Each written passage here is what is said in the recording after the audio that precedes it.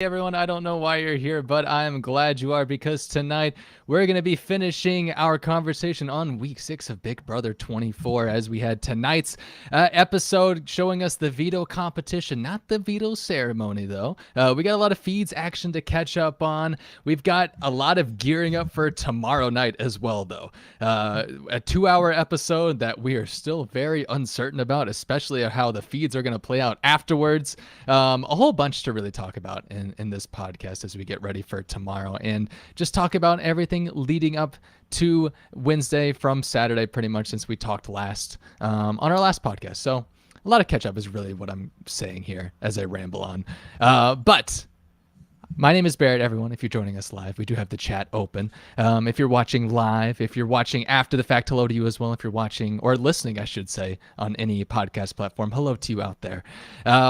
Yeah, everyone hop in the chat if you have any questions, anything like that. Get the conversation going. My name is Barrett if you're here for the first time. Joining me as always for Big Brother 24 coverage is the lovely Roxy Hotman, Nick City, and Zach Perez. Hello, everyone.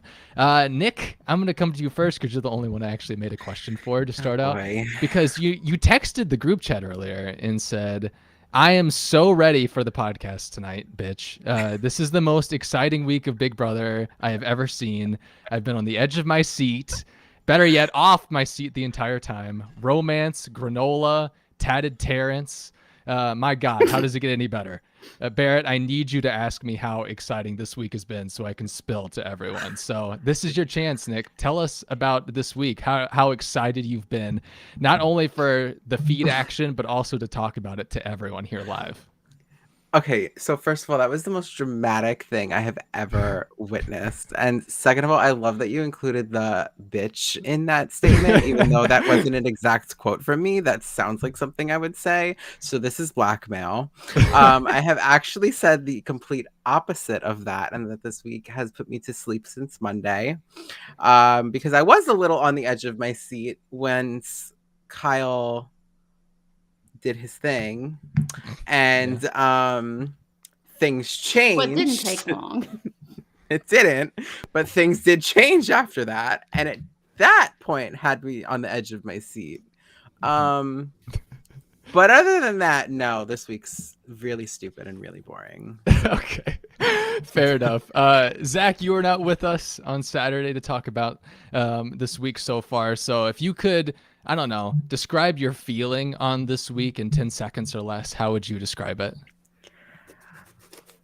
America's favorite player is not always the best player. Ah, okay. That's a take. That's a take I kind of am willing to get behind as well. But yeah. And we'll get into it a little bit. I mean, we all love Taylor, but this week has just been so messy. Right. I do love Taylor, but homegirl, I don't know what she's doing. Roxy, I'll come to you now. I don't have a question for you that I wrote down, but I will say I am glad you're here. I'm ready to see if we go off our rocker in the second hour, like we did in the last podcast, or about the hour and 15-minute mark. I was not off my She's rocker. ready already. Oh, I wasn't getting this for the bit, but I'm doing my nails again. But I was not off my rocker. I was on my game. Get it straight.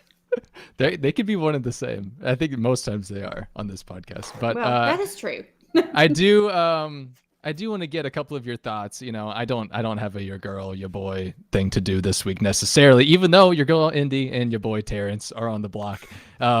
We have some things to catch up on, just to help everyone out. This is going to be a spoiler-filled podcast, so if you came here fresh off of the episode, don't expect me not to talk about the things that happened, especially with the veto ceremony, because as we'll see tomorrow, after they left us on a cliffhanger tonight, the veto is not going to be used. So we have Indy and Terrence on the block. I know. And so still up to this point, who knows how the vote count is actually going to come out tomorrow, but Indy is still looking like she is going to go home at the moment. Your girl, Indy, Roxy. So just final thoughts as we gear up for the first discussion topic. I did make a wheel of discussion for this podcast, just so you know. Did you put all of the things that I said on there? Almost all of the things that you said to put on there. But I do want to know, just since Saturday, how have your thoughts changed or stayed the same, just in the overall feeling of this week? Oh, they've definitely changed. What a complete mess this week has been. People are doing way too much for absolutely no reason at all. And I'm just like, what are y'all doing? Cut it out. Cut it out. Yeah, I'm ready to talk about all of it because it's really been honestly ridiculous. Ridiculous. It has stayed with the theme of very unnecessary in terms of let's do the most to get out the 4 people that are doing nothing in the game. I know, acting like this is some sort of like secret ops like mission or something, like calling the Navy SEALs. What are y'all doing? Just throw somebody up on the block, it's not in your alliance, and then get rid of them. This is dumb. Yep. They're like, what if we figure out a way to put every single person on the block at various times throughout the week, and here's how we'll do it, and that'll throw them off. Okay. It's like, this is not an episode of Scooby-Doo, okay? I don't know what we're doing. And it is gone as far as to on the feeds right now, they're still trying to figure out, like, can we make it a tie vote so we can split our votes one way to make people think we're still working in one area or another. Listen, last week, I'm not gonna lie, last week I was like, you know what, Joseph? He's doing all right. This week I'm like, Joseph, you're a moron. What? What is this plan? We've got to make it a tie vote. No, you don't. For you what? have the numbers. What are you doing? Because they want to make good TV and they want to hide the alliance that everybody already knows they have. So okay, well, good TV can literally cost them like the numbers because all it takes is one person to be like, you know what, I'm gonna do this instead and not make it a tie. And yes, then exactly. There are people willing to do that. There are people willing to do that right now. Yeah. So it would be, you know, whatever. And I don't mind. You can take a shot if you want to. I don't really care. But like, who goes home? Like, that's fine.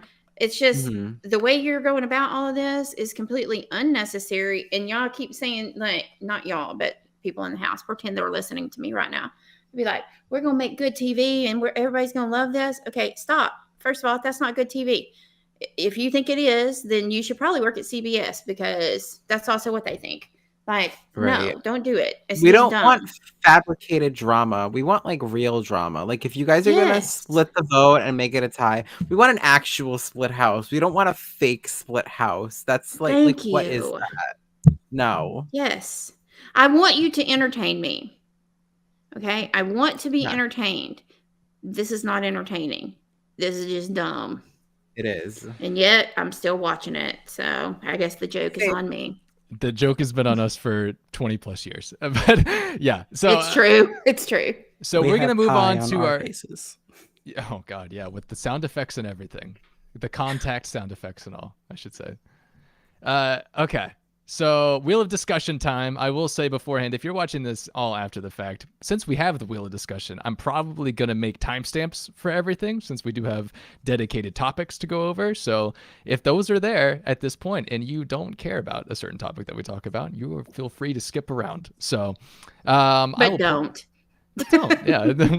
Why take away the consistency of the mess, you know? So here's the wheel, everyone. I used a different website, so maybe you'll actually hear the clicks as it goes around this time and the applause and cheering sound effects. And Roxy, you're the one who pretty much came up with all of these categories. So this will be interesting to play out. And I reworded one of your categories specifically. I know. I see that. I don't like it, but don't worry. I'll fix it in a minute. I'm just kidding. All right. First topic. No. Okay.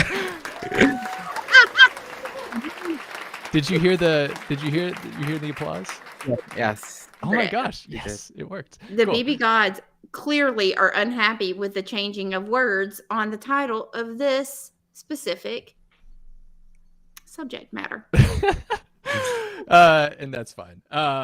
So Poal Floaties for the people listening on audio only platforms is what we landed on, and what that is in reference to is Kyle and Alyssa, who you may call Calissa, I call Alile, and their continuation of their showmance this week in such a way in the have not room, or as Dingo calls it on Hamster Watch, their sex lair. Currently. Oh my gosh, I read that this morning and absolutely, I mean, like, I was belly laughing. Like, I tweeted Dingo and was like, I cackled reading that. Cackled. I'm in my living room bright and early this morning, and people were asleep because, you know, my kid's homeschooled, so she doesn't really get up at a certain time. So she was asleep, and I thought I'm going to wake her up because I was in there just like, like just laughing because I just thought that was so funny because I like really envisioned like an actual like the sex layer, like something like 50 Shades or something, when in reality it's just the have not room. It's a fake swimming pool with some air mattresses. It's not a sex layer at all. Yeah. But it was funny to think that it is. This is definitely not our family-friendly category on the wheel of discussion today, I should say. But especially not if you'd have named it what I wanted to name it. Yeah, yours had a couple of extra fluff words on there that I just couldn't. The text wouldn't fit. I'm sorry. I shortened it for you and gave you a complete other option. Wouldn't fit. I don't know what to tell you. Pool noodles. Yes. But Kyle and Alyssa did things on a pool floaty this week. And a few people around the house know about it at this point. And I don't really more than float. They did a couple more things than float. Not for too long though. You know, it was no, not at all. Not for too long at all. Nick, we love showmances. And so I want to know your thoughts on just to get it out of the way, that we don't ever have to talk about it ever again. But since we don't have to, but we will. Yes. Your thoughts on the events that transpired, the thoughts on 10-second gate. If you so could, just let us know your thoughts on it. Well, I mean, good for Alyssa, I guess. I mean, or good for Kyle. I don't know which way you want to look at it, but not good for Alyssa. Good for Alyssa. No, but is it good for Kyle? I mean, I don't know. It seems kind of a little embarrassing on both people's part. But I don't know if this is better or worse than Zakiya and Paulie in a bumper car. So there's that. Oh my gosh. Now you're speaking Zach's language. You talk about 18. My gosh. Maybe Zach I'm the is secret here. 18 lover. Oh my goodness. I think the big thing with this topic, though, besides the specifics, is really we can talk about Calissa as a whole right now, and how that's sort of altered this week because, of course, we have Kyle as the veto holder. And as we're going to see tomorrow night, the discussion between Kyle and essentially the rest of the leftovers, which is basically him saying, I'm not going to use the veto because I think it's still good to get Indy out. And I think you're going to put Alyssa up, Taylor. So you know what? I'm not going to do that, which has caused a little bit of tension since then, which is fun. Do you think he was wrong? Do you think he was wrong for saying I'm not going to use it? Because I don't think he was wrong. I didn't say that, and I don't think he was wrong. No, I'm asking. I'm asking for your opinion. No, I think that's a right move for Kyle. No, why would you? Kyle should not willingly get rid of his showmans? Absolutely not. No, let someone else do that. I still think it's not a good move to. for him to go against the majority. So if he knew, shouldn't have asked him. He knew the risks. So why would he? No. Why would he have won the veto? That's the majority. He doesn't know that's the majority, Zach, because Michael and Brittany have been playing the middle all week. He thinks they're with him, that he shouldn't. The other side thinks they're with them and that he should. And that was why Michael was all like more nervous than normal to have any kind of meeting where he could be called out. But no, it doesn't matter because in the end, even though there were people that went, is Michael lying? Then they came to the conclusion, no, it's probably just a misunderstanding. It's fine. So that's what happened. So Kyle doesn't necessarily think he was in the minority. But either way, they shouldn't have asked him. That's ridiculous. Right.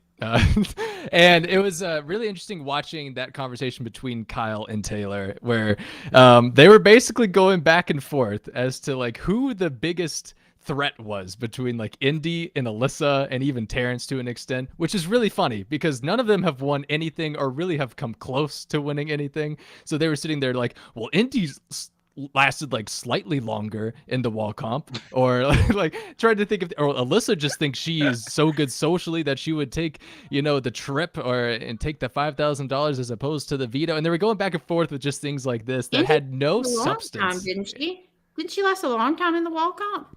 Yes, she did. She was the last one outside of the leftovers. Long. I wouldn't say long, but yes, that is true.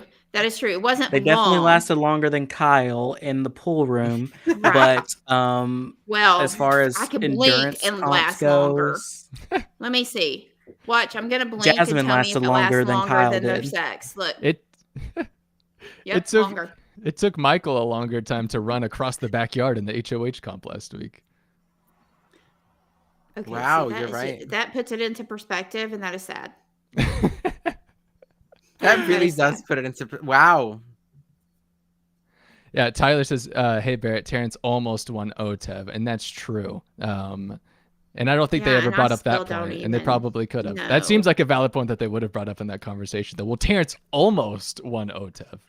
I feel like Terrence almost winning OTEV would be the reason they should evict him this week, based on the fact that they're like, well, Indy's better in the physical comps. It's just like, are we omitting the fact that Terrence did that, or are we just? Okay. And have you seen that man put jewelry on his face? There is no stopping him. His application of tattoos alone and inability to pull his pants up all the way is enough to evict him, but whatever. his jewelry, his 182 he's bedazzled from head to toe.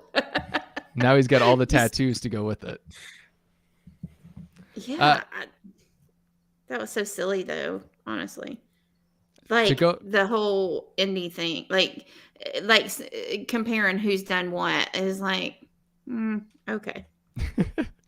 To go back to Kyle and Alyssa, though, I will say there's a lot of tension not only with Kyle and the leftovers, but also with Kyle and Alyssa, because Kyle still has not told Alyssa about the leftovers. She has no idea about it, which is just made things so awkward because Kyle is trying to prevent Alyssa from talking any game, essentially, or to just like, what?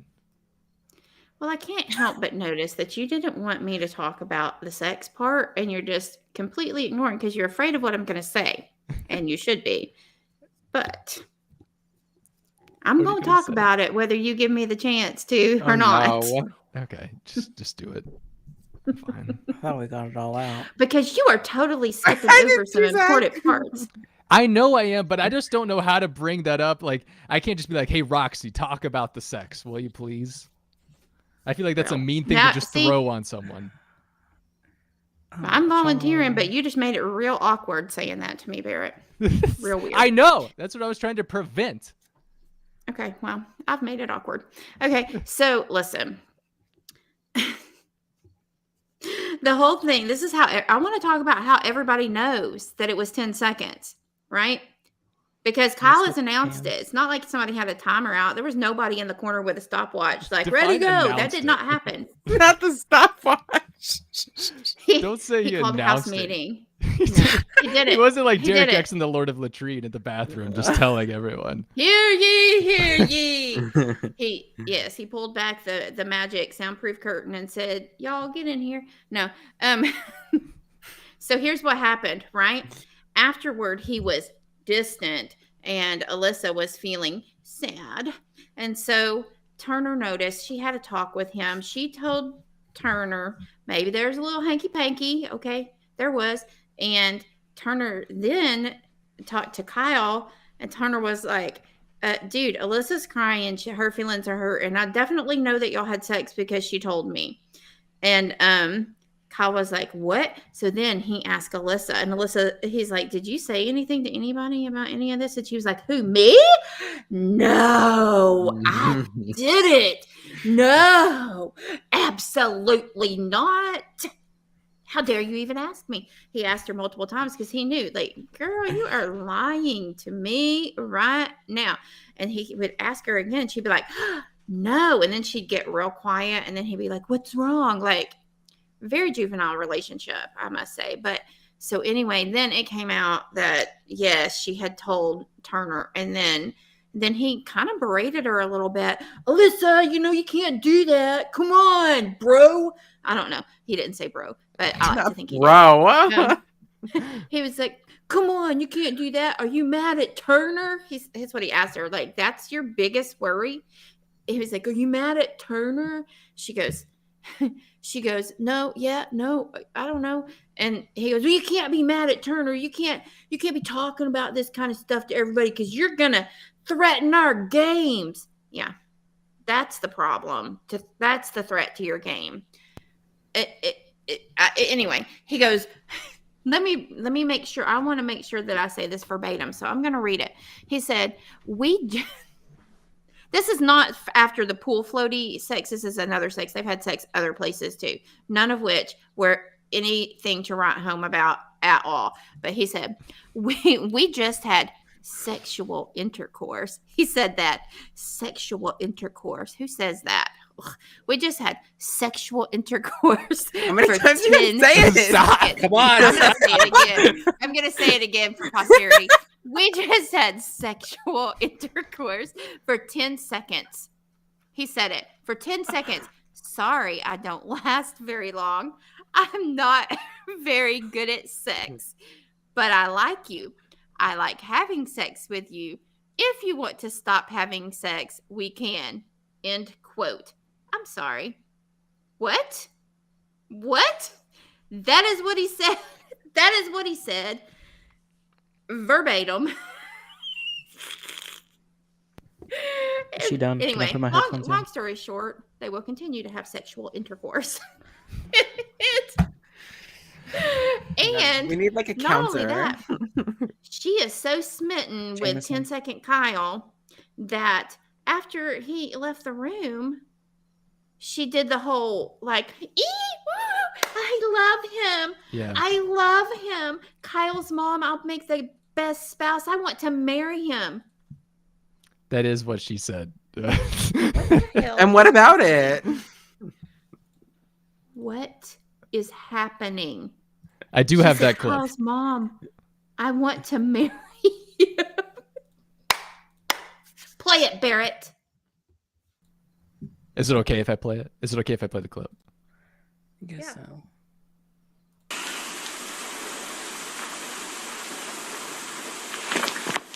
No one prepares you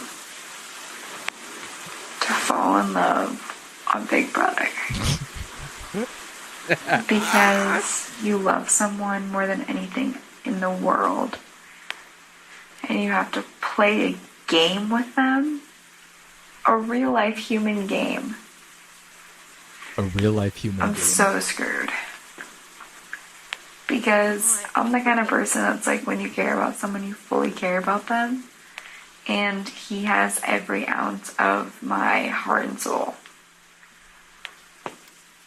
So, what do I do, America? I'm screwed. Should I just sleep in here? At this point, I'm a have-not. I should sleep in the have-not room because...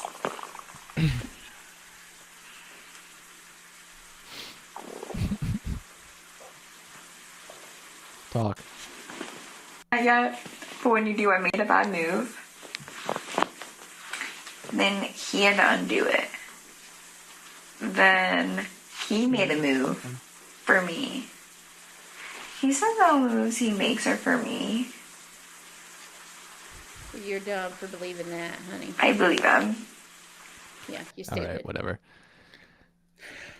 Kyle's mom, I love him. I want to marry him. This is something that a middle schooler would say, I feel. Like, what is this? What is this? Yeah. She's living her best life. Okay, can we talk about that? Is she? Is she though? Is she though? Is she though? According to her, she is. I feel like when she sees how now I don't know if reviled is the right word for Kyle at this point, but when she sees America's thoughts about Kyle after they get out of the house, I don't know if she's gonna think she made the best decision. I don't think so either, but in the moment. No, I mean, the way this season has been shaking up, I'm pretty sure they'll probably be together for a while afterwards. Okay. I can see it, cool. but I hope that they do get married and she does. I do. Honestly, though, I will say this. There is one thing that was very truthful that I feel like is truthful that she said. I do feel like that she will make a good spouse because she is clearly all in 100%. You do not have to worry about that girl's loyalty. Whoever marries her, she is yours forever. And she will do anything that you want all the time. Whatever you say, whatever you want her to make for dinner, whatever, she is on board Stepford wife style. That I believe it. Queen. And there's nothing wrong with that. If that's what makes you happy, then you do it. But I'm just like, you have known him for a month and you don't really know him because you are playing a game, a real life game. Just so we're clear. Stated. Yes, a real life game, she said. And real life I don't human game. believe that you are like in love. Maybe you are. I don't know, but I'm just like, okay, dial it back. But to each their own. If that's what you like, okay, cool. One I'm thing- so glad we talked about Floaty. I know you are. One thing that we need to I want mention, to say it. they are officially boyfriend girlfriend now. I don't think we really Oh my said God, that. yes. And it Send her a happened. note. Check yes or no. She said yes. Yeah. But it happened during a conversation in which he was supposed to be like distancing himself, or like that, at least that was the topic leading up to that. And as soon as he brought up the word girlfriend, she was like, I don't want to like kind of be a girlfriend. That just worked from there to the point they're now boyfriend and girlfriend. I feel like we needed to mention that. Also, Alyssa's back has been hurting, and I don't think we'll ever talk about this during this podcast, so I need to take this moment to talk about Alyssa's back hurting due to deadlifting. And so she says it might be pool floaty sex. We don't know. Jameson, keep account for pool floaty sex now as well in the chat, please. But Brittany decided to. Well, she asked Brittany to give her a hypnotism session. I don't even think I just said what that actually is technically. But my favorite clip of the week, this is my only time to get to play it, is during this session in which Brittany is asking her to put herself back together. What tool is she going to use? And Alyssa's answer was really funny to me. Count of 1. You will see before you a magical toolkit that appears right there before you with the tools that you need to put all of those shattered pieces back together even stronger than before. 3, going even deeper. 2, getting ready to see what tool you need to help you put those pieces back together. And 1. What tool do you see right there in front of you? Gloves. Gloves? Kyle. What? Gloves. What the fuck? I open my magical toolbox and pull out my gloves. Gloves? That's not even a tool. It's not. That's what I love about it. It's a PCP. Roxy, you're muted. That's yes. I forgot. I forgot that I muted because I was filing my nails because I'm polite like that. Sorry, I do that all the time. That's not even a tool. That's an accessory. It's a PPC. That is just. I mean, I do Personal love protective. Something. Yeah. PPE. PPE, personal protective equipment. Yeah. Yep. Yeah, something like that. I love how Brittany hypes her up after this, though, just at the end. Gloves, that's right. You have gloves. Gloves, that's right. You have gloves. You get the perfect answer. That's exactly what I was looking for. I mean, honestly, if she's trying to repair herself, I mean, I picture like glass or something. What was she supposed to say?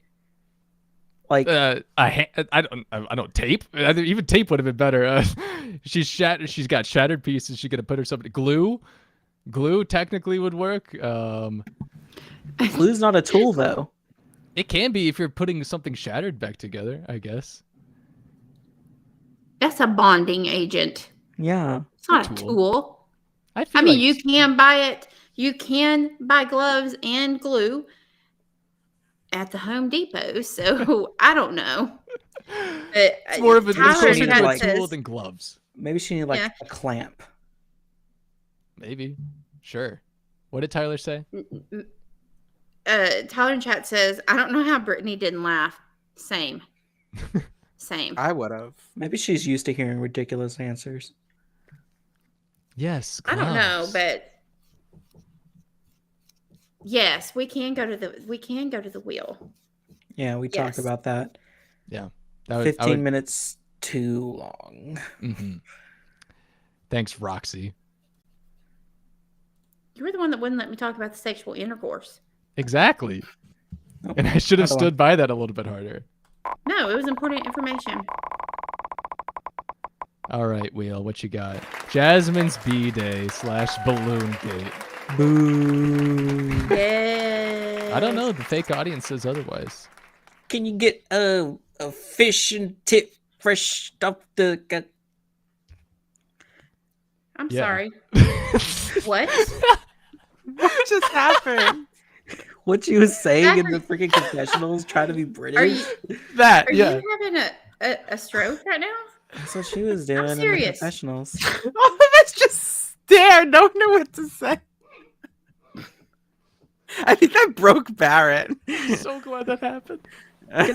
Can I get some tea? Oh my gosh! I forgot that she even did that to her in the episode tonight.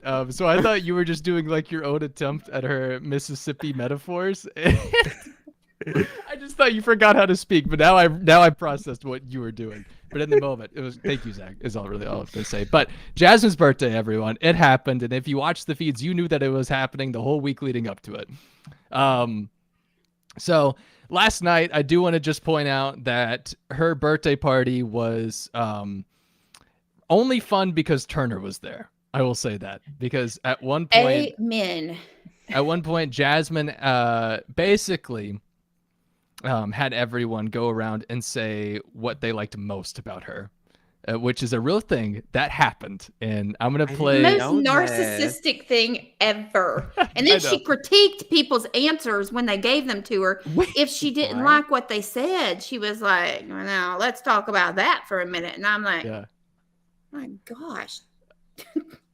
I'm gonna play a clip from that. During her birthday party, because the only thing that really made it worthwhile was the cameras stayed on Turner for a good portion of it. And I'm so glad they did, because he was holding back laughter through the entire thing.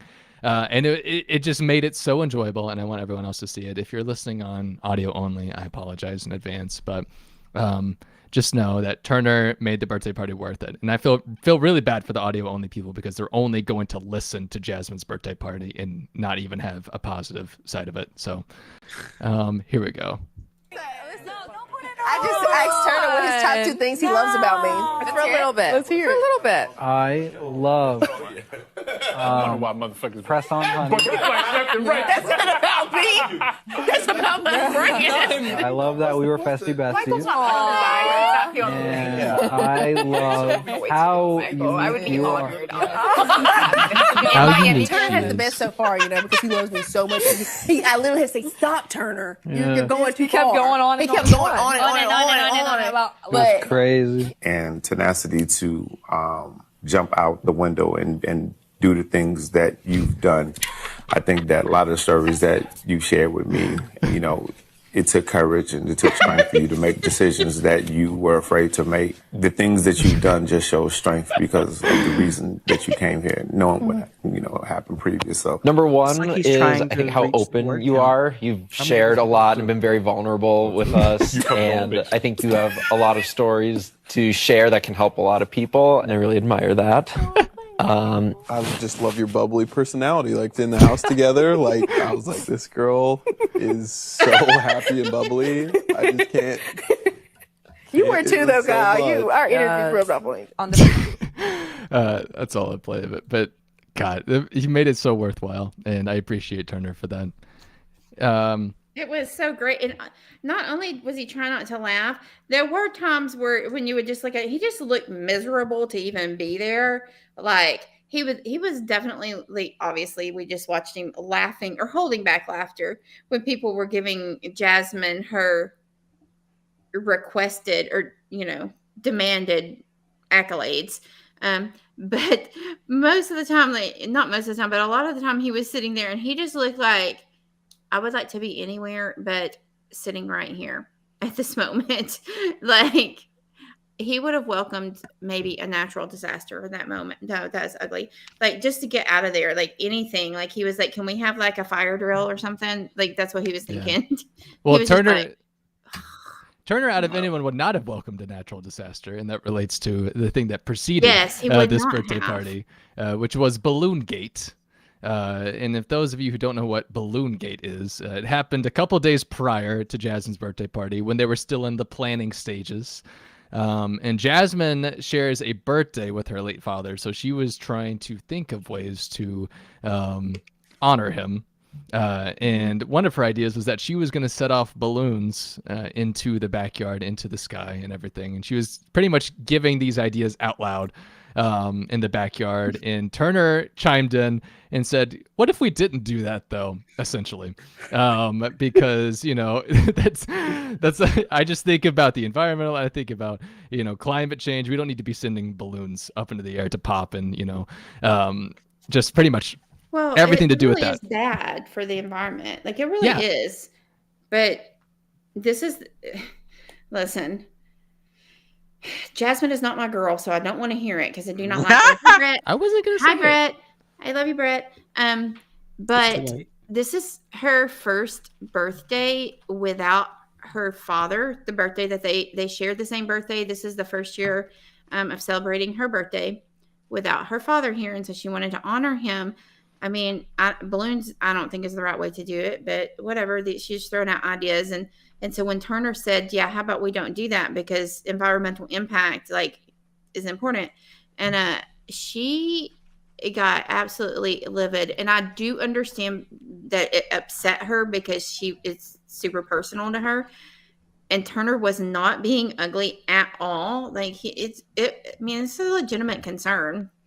I mean, they do make biodegradable ones, but I looked it up and those are not great either. So don't do that option either. But anyway, long story short, Turner had to go. Well, he didn't have to, but he did go and apologize to her for hurting her like that. But she was livid. Mm-hmm. And and hurt. And I felt bad for her because that's got to be hard. It's the first birthday without your dad here and you're in the big brother house. And all you want to do is something to honor him. And you say something. And then this guy who you definitely know doesn't really like you that much. I mean, and Detective McSugarPickles, Butterbean McSugarPickles, already suspected him of eating her half a muffin. And so, and now he has crapped on her balloon idea. She was upset. Zach, you got to take on Balloongate. I mean, it happened. I mean, how do you feel about balloons? They're fun. I like it whenever they're filled with helium. Don't breathe a lot of it though. Don't? So, yeah. Or I do that every day. I go through one balloon a day. Okay, yeah. That's it? I'm on the balloon diet, yeah. So wait, do y'all like the what are they called? Like the metallic-y balloons, you know what I'm talking about? Mylar balloons. Do you like Mylar or the latex? Elastic? Yeah, latex. It's latex. Whatever. Apparently, I know a lot about balloons. Yeah. I did not know until this moment. Yeah, right. Balloon connoisseur, balloonasseur. You just don't even know. My balloon knowledge is vast. Apparently, I think the Mylar ones are prettier, but you just have to be very careful, especially even when you dispose of them, even if you're not releasing them, because the strings on the end, those things, trash always ends up in the ocean, and those things strangle the animals, and the birds use them to build their nests, so that's not good either. So you've got to cut all of that stuff up. Yeah, well, that's an interesting point. That is, and I agree with everything you said about Jasmine and her like point of view on everything of just this guy that she knows doesn't like her. And she also doesn't like him coming at her while she's having an idea session about how to honor her late father. I totally get that she's gonna have an emotional reaction, but she did say something at one point that was like, he's going to care about the life of a bird over my dad. I was like, well, that's not really what he was saying. But also, you don't Not care. just any bird. He cares about specific birds. I know. I'm just kidding. I do want to play just one clip of when Jasmine was at her peak upsettedness before we move on in the wheel of discussion. I'm gonna be all good unless somebody is disrespectful when it comes to my dad. Yeah. That's the thing that's gonna like push me, and that was just not the right time. Yeah, I don't. Think he said he didn't realize, like he just didn't. By the time it came out, but was he not? He was sitting right there in our conversation. I know. You know what I mean? Yeah. But I'm like, what? And then you laugh. Not okay. Yeah. You laugh and get up, like as if it's the most inconsiderate thing I've ever seen in my fucking life. Yeah. I've never experienced anybody that's so inconsiderate. I just don't know. I don't know. That's why I had to walk away and not say anything, because obviously I'm still playing a game here. Yeah. And that's more important to me. So I have to keep my space right now. Wait a minute. So it's not, wait a minute. So it's not okay for Turner to value a bird over her father, a person he's never met. But it is okay for her to value the game and her position in it over her father. Is that what she just said? Oh, she didn't want to be mad at Turner. That's what she was saying. Yeah, I didn't interpret it that way. Okay. Yes, I just replayed it inside my brain, and I'm all caught up. That is not what she meant. But at first I was like, what? You know what? No, Jasmine. It doesn't matter anyway. Birds aren't real, so... Zach has a point. What? I do feel bad for her, though. Honestly, I feel bad for her because that is terrible to feel. Like, I just can't even imagine how emotional that was. And it was an emotional response, but I don't think Turner meant anything by it. And I was glad he apologized, but my goodness, Balloongate, it was rough. It was rough. The dead silence after the comment was like deafening. Like, no one said anything. I did something similar to that when I was a teenager. One of my really good friends, his father had passed away, and then I didn't see him for like 2 or 3 months, and then I saw him like at this hangout place where we were, and I was like, oh my gosh, hi, person, and I was like, I haven't seen you in so long. Like, would you die or something? And as soon as I said, I didn't mean it like that, but as soon as I said it, I was like, I'm so sorry. Like, I felt like so bad. And so I kind of like understand, like, Turner actually did feel bad about it whenever he realized, but horrible. Yeah, he did have a really, horrible. I thought he had a good apology. And you should always apologize when you mess up. I'm very good at apologizing because I mess up 100 times a day, but I do mean all of my apologies. I will own it. I apologize. I'm a screw up. Whatever. We all are. Yeah, but I'm really good at it. I'm really good at screwing up. Don't one up like that, Roxy. I'm probably the best screwer upper in this little grouping. How dare you make such a claim? I was Live. gonna say something, but I'm gonna stop. What were we gonna say, Zach? What? You're gonna give us another Jasmineism? No, I was gonna say, well, you are the most grown out of all of us. I think what you mean to say is of advanced years. It's the same thing. Yeah, old. Just say it. I'm not offended at all. I am old. What is this? You want us to argue? Never. Yes. I thought that would inspire something. I did. This is like the house. Nothing exciting is happening. I know. Well, maybe this next topic will be. I was getting it, Roxy. Here we go. Next topic: Taylor's HOH reign. Ooh. So going back to oh gosh, no, I didn't mean to do that. Pretend you didn't see that. You didn't see anything. We'll go back to that later. Going back to the beginning of the podcast, Zach, you talked about how America's favorite player is sometimes not the best player. Often, I think that's usually the case. But let's talk a little bit about Taylor and her HOH reign. Zach, you weren't here on Saturday to talk about the beginnings of it, with her going to every which target that she could, promising the women's safety, promising also Jasmine safety for different reasons, telling Turner that he's going to go up on the block next to Terrence and being like, no, never mind. How about Turner and Monty? And then we go back to saying, oh, wait, actually, I want Alyssa on the block now after the veto. So let's get into this a little bit more. Also, Joseph going on the block, of course, the whole other issue that was going on that we saw play out a little bit more in tonight's episode as well. But, okay, Taylor, HOH reign. It's nearly over, which is probably good for Taylor. It's over in my opinion. Yeah, it's pretty. There's nothing left. She doesn't have anything else to do. Yeah. Yeah. Unless they stick with let's do a tie vote. Yeah. I do want to know, though, Zach, if you could expand upon your 10-second summary that I made you give earlier. And since you weren't here on Saturday especially, what have you seen from Taylor this week that you maybe have liked, or maybe that you've alluded to that you don't like? I mean, Taylor's game before she got HOH she was in a much better position than she is now. Michael and Brittany are sort of straying away from her a little bit. Not fully, like they're not, but everyone has, it's like red flags around her. And part of me was just thinking that she was just, because she hasn't been, these past few weeks, she hasn't been at the lowest on the totem pole by any means, but I think that,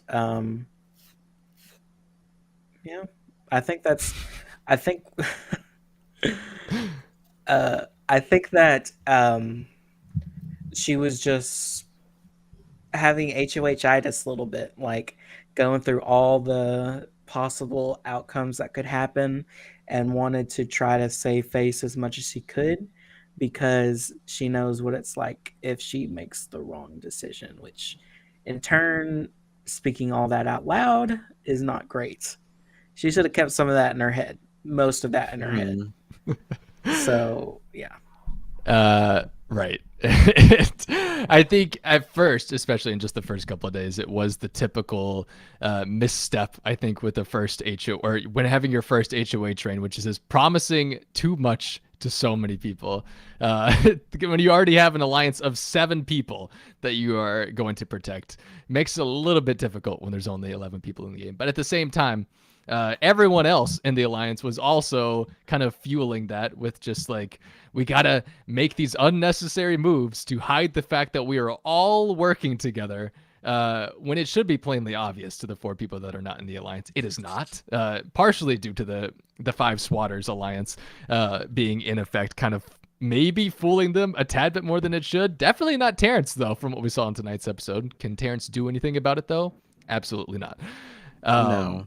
But yeah, Taylor, it's really surprising to me because especially tonight, Taylor got more of like the villain role. And just she did the ruthless, I'm going to make sure Alyssa, she's going to have a trip to the jury house instead of going to London, that type of vibe, which I thought was really weird because that's not the vibe I got watching it all play out on the feeds. At least it was just like, oh, I want Alyssa to know that she shouldn't have done that. And also Alyssa could easily be a target for me if she feels that comfortable going and taking my prize away from me and giving me a punishment.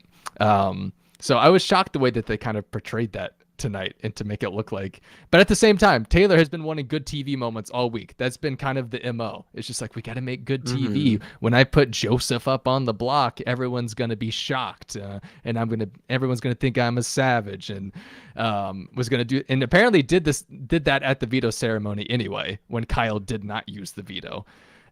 So it's been an interesting week with Taylor's HOH, not one that I expected to happen in the way that it did. But Nick, do you have any more thoughts on Taylor as HOH this week?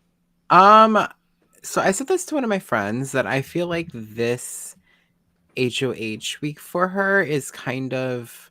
So I love Taylor. I want Taylor to go as far as she can in this game, which might even be the final two. But I'm very worried for how the jury is going to look at her just based off of this week of her as HOH, because she did go around and basically promise like 90% of the house that she was keeping them safe, and then was like, wait a minute, I can't do that, and had to backtrack. And I always find like when people have to backtrack is when they start to like lose. Yeah, it doesn't look good, and that's when people start to see right through them. And so I'm just a little nervous for Taylor. You even have people from her own alliance this week being like, well, she's not able to compete next week, so. And it's like Taylor's having DRs being like, we need to do its best to get the leftovers to the final 7. Meanwhile, the leftovers are like, I don't know about that anymore. So it's very like, makes me nervous for her positioning because of how she really approached people this week in terms of promises. Yeah. You should not be writing checks that you cannot cash inside the Big Right. Brother. I mean, I know they say you can bounce checks all day long, and you can. You can bounce checks. However, I don't can't bounce think the whole house's checks at the same time. Yeah, I don't think these were checks that you should have bounced. Making They promises shouldn't have even really when been written in the first place. I know. Well, yeah, this is what I'm saying. This is unnecessary spending on her part. Why is she doing that? Well, I know why, because for some reason she and Joseph have had a lot of plans that it's just like the faux showmance, whatever.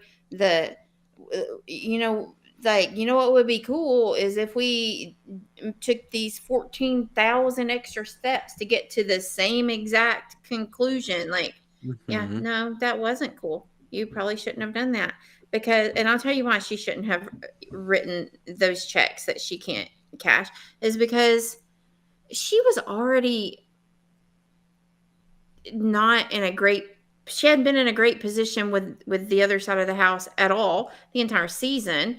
There are people who are clearly going after her, Indy in particular, and I understand where she was like, I'm going to try to, get in good with the Girls Alliance, but the fact is you don't really need them right now, and Indy's never going to be on your side, nor is Jasmine. You know what she's been saying about you, so yes, play nice, and yes, be kind, and yes, try to make a deal, but in doing so, don't promise everyone safety. All of them. Every single person who's expendable, you promise them that they would be safe. And now what? And then you got Joseph. I'll go on the block. It'll be perfect. What in the world? As if he wasn't here for the first 4 weeks. It's one thing for Joseph to say it'll be perfect. It's another thing for Taylor to be like, yes, it actually is. Me with all the power here. I think this is the best idea that we could have. And it's another thing for the other people to go, yeah, because if anybody's like, yeah, that sounds like a really kind of good plan. If anybody says that to you, if you're dumb enough to say you should pawn me on the block this week, and the other people who are in your alliance are going, that is a great idea, you should be skeptical of that, because what they're thinking is, and I hope nothing goes wrong and you accidentally leave. That'd be bad. What in the world? Never do that. Don't do that. Yeah. So silly. So weak, silly. Weirdly enough, Taylor has mentioned herself that she has HOH-itis a little bit this week. So at least she's kind of self-aware. I'm just ready to see if she will actually have the potential to be in power again as of tomorrow night. So that's really what my main worry about her going into this twist. Yeah. And I know we talked about a lot about that on Saturday as well, but we do have a twist wheel selection, so we can talk about that at some point. Yeah, Taylor's HOH. If we were to give grades, I I would give her grade a mess minus, I guess, is what I would settle on. I'll put I D just invented. minus. Yeah. I would give her a B because she didn't do no faute crap Yeah, where that's she the like thing. nominated her own people. So it's A like, okay. B? A B? A B is pretty Yeah. high. You got it bad for her. She's still. I wouldn't give her an A, and I wouldn't give her a maybe D. like a B minus. A D is B minus. a D minus A B is still minus passing. Yeah. I'll give her a C minus just because she's still getting out someone that she should get out. That like Yeah, she if still is she- doing that. She eventually wound up with the right nominations. She is going to end up taking out the right person for her personal game, as well as her alliance, but for her personal game. So that's why I'm not going to give her a D, even though I kind of wanted to, because you were doing a lot of dumb moves this week for absolutely no reason. No reason.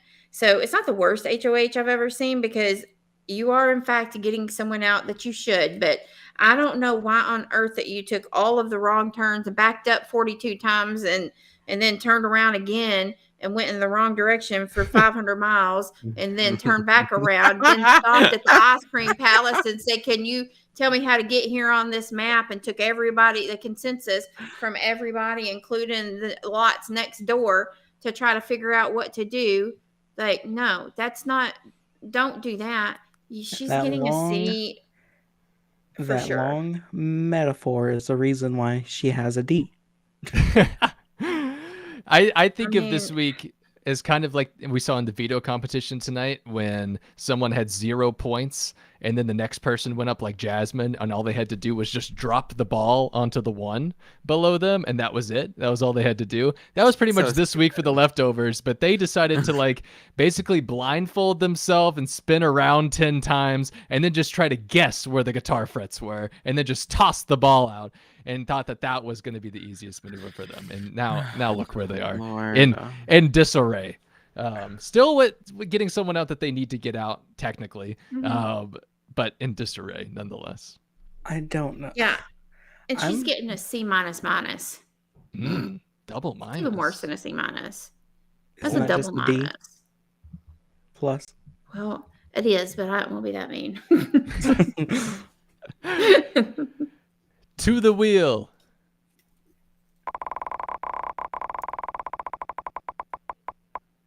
Feels like trivia crap. Woo-woo! It does sound like Perfect. trivia crap. What? Okay. Sounded like Zach doing the English accent earlier. Doing the Jasmine English accent earlier. Okay. The veto. We could talk about the competition. We could talk about the punishments. I don't really care what we talk about. I Can we want to talk just- about punishments. I just want to talk about how poorly these people did. I mean, like, I'm not one to say, I'm not going to wear your competition beast, but like, I mean, come on. It's literally just bouncing a ball in a straight line. Even if you throw it far, or like, you could still get high numbers regardless. Yeah, that's what I was surprised by. No one decided to just go for the 4 and the 5 on the end. All they had to do was hit the 5, pretty much, and they would have advanced. Kyle was the only one to do that, and it worked for him. So I don't know why. Just like go for it, you know. It's bad when Jasmine gets second in a competition. Because everyone's just like, oh, and then just But she also just like went later in the round every time, so she just had to be like, oh, I got to beat 1 point. Okay, just bounce it to the 2, and we're good. I also love the shade that they gave her. Like, I think the cane's making it worse for her. Yeah, they really did do that. And then what else? I was gonna say I really did like the competition itself, though. I like the added element. It wasn't just a crapshoot. I like that there was like kind of you had to do a little something extra to it. That I didn't mind that aspect. But For her, it was climbing up the steps. Yeah, the biggest trouble for a lot of people, I guess. Zach, That's funny. the shade. But yeah, let's talk about the punishments, because we have Indy Mhm. with her. What's the official name for her? The punkatard? Is that what they're? Okay, yeah. I hate that. Yeah, which we haven't gotten to see too much of in action because they have been consistently cutting feeds a lot. Yeah, well, we don't get to see. Well, I haven't seen. I don't, to my knowledge, I don't think they've shown her concert on the feeds yet. I haven't seen it yet. Oh, I haven't seen any clips of that. Yeah, she has to like every time there's like whatever the, the sound, the noise, the alarm, whatever it is that they do. She has to give a concert, so they're saving that. They're like, this is gonna be so good. We cannot let the people on the feed see it. America's gonna love it. It's just the best thing ever. Yeah, they got to save all of that for way the off. 2 hour, or an hour and a half of the 2 hours tomorrow is just going to be Indy and her concert. I guarantee it. Live in Looks concert. like one of the unicorns from regular show. Interesting. Oh wait, that's the wrong Twitter screen. In which one? Her regular day clothes or her punkatard PJs? Because this year they have both. Yeah. Oh, they do? Everybody has. They really? They got. Oh yeah. They didn't see got their that. PJ set and their regular set, and I'm like, well, we are extra this year, aren't we, CBS? They are. Just to give you a I did see preview this. of Indy's costume a little bit. Gosh, is that Lady Gaga? I actually like her costume the best. I kind of like her costume. It gives me wrestler vibes. I think. Okay, yeah, I can see that. I think her costume is one of the better costumes as far as. I feel like there are certain clubs, particularly in London. Don't ask Jasmine how to get there; she can't find it. But where that attire would fit right in, like that's the way some people actually dress, and I don't hate it. That's what I'm saying. I don't hate it. It's interesting. We'll talk about the other costume now, and it's not Tatted Terrence, which is really sad for Terrence that he has to do that punishment. That's a tragedy. One. I mean, I don't feel bad for him, but at the same time, 182 temporary tattoos is kind of funny. Ink but also, 182. Yeah, it's karma for him. Don't talk to me. Please don't talk to me. But we could talk about Taylor and Joseph's costume, or them being tethered together, I should say, for 48 hours as Sid Vicious and Nancy Spungen. But theirs are, let's see, what are their official Big Brother names? Skid and Fancy? Skid and Fancy? Was that it? Skid and Fancy. Like, those people don't even know who Sid and Nancy are. They don't. Which honestly is sad. But whatever. And so basically, Sid Vicious is that's the Sex Pistols. Yeah. Sid Vicious and Johnny Rotten. They had the Nevermind the Bollocks album. It was great. But anyway, whatever. They don't know who that is. It's weird. Yeah, they also definitely don't know that Sid Vicious was accused of killing Nancy, but that's a whole other thing. He was not convicted. I know. He was not convicted. Allegedly. But he definitely did it. He definitely did it. But not only are they tethered together, they also have to talk in a British accent during the duration of their punishment. He does. Taylor's accent's not British. Hers is from where Nancy wasn't from overseas. She was from the States, like somewhere in the Northeast. Like she might have been from New York, actually. So, right? Am I wrong about that? I don't know. I don't know the history. I'm almost positive. That Nancy Spungen is from the States. I think she's from like New York or something like that. But anyway, yes, but it doesn't matter. Both of them cannot do their accents at all. They cannot. So bad. I'll give you. Look ridiculous, I will say. It's really bad. Mate. Yeah. You can be attached to a beautiful girl, mate. Pull out of New York, you from? Yeah, I see? don't know. New York. Somewhere in New York. Somewhere with the That's for sure. Italian stay. A Queen's accent. Oh, okay, definitely sounds Queen. Definitely sounds Queen. Sounds like Queens to me then. Yeah. The Queen from Queens. You know, yo. She does not sound like New York at all. Oh my god. It's like from maybe one of the boroughs, I think, actually, is where she was from. One of the 5 boroughs. My father-in-law was from What the are you Bronx. talking about? My father-in-law was from the Bronx. My mother-in-law she was from Wolverhampton, England. So I feel like I still can't do either accent. But yes, but that would be what it was like. Is like he's from, he was always like, "What are you gonna do?" Like stuff like that. Like he was definitely a New Yorker. He got in a fight with somebody at the gas station one time, and he had to crawl through his car. Yeah, he couldn't get over there, so he just crawled through the window of his car and out the other side to fight the guy. And he was like 70, and it's like, can you not? But anyway, Nick, do a New York accent for us. Yeah. Since you're from New York. A New York accent, honey. That's just me talking. Coffee. My coffee. Yeah, my father-in-law would always call, and he would want to know what the price of gas was. Gas. Like, and I'm like, gas. Okay. G-A-Z. And my mother-in-law. They have people who pump the gases over there, right? Still? No, honey. We pump our own gas. You go to New Jersey York? and they pump your gas for you. Okay. Yeah. Not here. Well, Staten Island. Staten Island, you pump your own gas. I did think, like, I feel like that Joseph's accent was a little bit better than Taylor's, but both of them were horrible. They're both better than Jasmine's accent. Yeah, they're much better than Jasmine's authentic accent. It's like milking a cow's teats from the juice milk. What? That verbatim, that was a line on tonight's episode. Those are called udders. Well, you gotta tell Jasmine.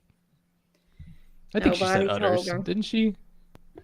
And whatever that line was tonight, I don't know. She said milking a Jersey cow, right? Isn't that what she said? I think we all heard something different. This is I tune her out. Yeah. Same. She speaks, and I'm like, I don't know what she's saying. Anything else we want to talk about with the veto? I didn't really care about I the do. veto. Yeah, I want to. I do. I have something I want to say. What? Alyssa had all right. I swear to God, I would have taken that vacation too. I don't care. I guess that is the big question. Yeah, I would have snatched it. I don't care. I had one of my friends text me and she was like, "Oh my God, Alyssa's so rude for taking that." And I was like, "What else is she supposed to do? Take the veto from the person that Taylor said she wanted to come off the block, take the punishment, or take the vacation." I'm not taking no punishment. Give me that vacation. Like, I don't understand what people wanted. I don't remember anybody willingly taking punishments and giving the HOH. If you're trying to stay off of the block, I think that you would, but But I don't remember that ever happening in the history of the show. To me, that was just so natural of her to be like, "Oh yeah, no, I'm not taking the punishment." If Taylor didn't want a punishment, maybe she should have done better in the comp. I don't know what to tell you, but it's like I mean, yeah, I'm not disagreeing. I'm just saying. I don't know why people were so pissed about it, like online and in the house. I can tell you why. Let me tell you why people get pissed about oh my God, the cats are fighting. I'm so scared. Right. Even they're disagreeing with you. Yeah, they're upset. The people online are particularly Twitter and Reddit, but particularly Twitter, that people are mad about anything that isn't beneficial to Taylor, whether it makes like sense or not. Like if it's logical or strategic, it doesn't matter. They're pissed because it happened to Taylor. And look, don't get me wrong. I love Taylor. I love her. So do I. But she had a messy HOH, and it is what it is. Her gameplay, it was not great this week. And it's the first time we've really gotten to see her play, and it wasn't great. And anything that goes against Taylor, people are all in uproar about it. And I'm like, Okay, but it's a game. So, I mean, I don't know if it. I didn't know how I felt about Taylor also being like, remember who makes the replacement noms. I still have not understood if that she was being like serious, like if that was serious in the moment, if she was joking. No, I think she was joking. That's what I thought too. But then afterwards, I'm like, I can't really tell anymore after she kept going on about it. No, here's what I think should have happened. If I understand that the veto can be taken, but if she wanted, for one, it would have been a good position for her, because if Kyle takes it from her, then that's going to show his sort of intentions a little bit. Because because if she would have taken the veto, Jasmine wasn't going to take it. Please. Jasmine wasn't going to take it. I didn't get that whole thing either. I'm with you, Zach. Yeah, like I'm thinking, looking back, I think that she should have at least taken the veto. Like, I mean, if she took the vacation, honestly, I don't care if she takes the vacation. It's a vacation. Honestly, like, I'm very hesitant of taking those kinds of deals anyways, because they're like, oh, you get a trip to da-da-da-da-da. What if it's just like the airplane ride? Alyssa took the money. Alyssa took money, right? Jasmine, yeah, but I'm just saying, like, you got. Oh, okay. I was like, wait, because I got confused because I was like, but I thought it was Jasmine. I see what you're saying now. Yeah. I agree. Yeah, I think that she should have taken the veto, because if she would have, then in her mind at least, she'll be like, oh, Jasmine's not going to take it, and Kyle shouldn't take it. So if I take Indy off, then we'll both be safe. Okay, I do agree with you there, Zach. I didn't think of it like that. I think that's the only thing. But as far as, I mean, if she wanted to take the vacation, I understand, I guess. I mean, I don't see a problem. I mean, I don't think it's so much a problem. It's not ideal when, but here's the problem. It's not ideal when you know that you could possibly be going on the block, which she kind of did at that point, but also it's Alyssa. So it's hard to like put anything that she does in terms of strategy, because she doesn't have any, because she's playing Love Boat, and I just don't even. And what about it? Yeah, Roxy. I mean, that's not. I got it a final 10. I mean, okay. Okay, Daniel. I mean, Nick, I feel like sorry. Daniel right now. Listen, you are Daniel right now.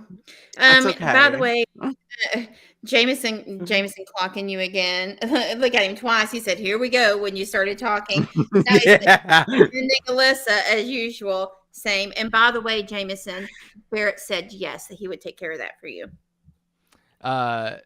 So I just think you should take the veto in that situation. Just don't deal with the repercussions of anything, especially when you're taking the veto from the HOH. Just not a solid game move. Just take it. It doesn't matter in the grand scheme of things, probably, but just in the moment, just do it.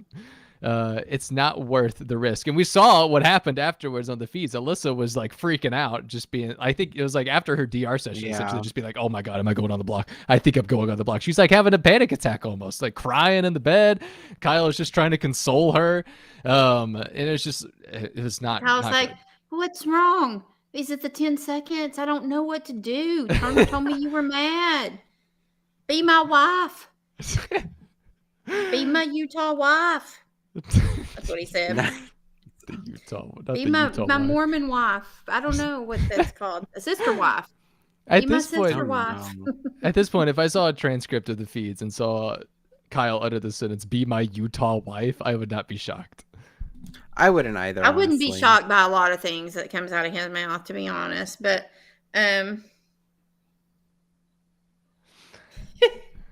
You're laughing at Tyler. Yeah. Yeah, Tyler says Alyssa has no strategy. She blew up old school post pack and was largely responsible for the leftovers starting, and now she's about to end them. I have no notes, except all of them. I have a lot of notes there, but I like the reach, definitely, Tyler. I mean, Good try. I appreciate your effort. Yeah, Seems really good. I'll give you a C minus. Yes. I'm just playing with you, Tyler. I'm playing Tyler in chat.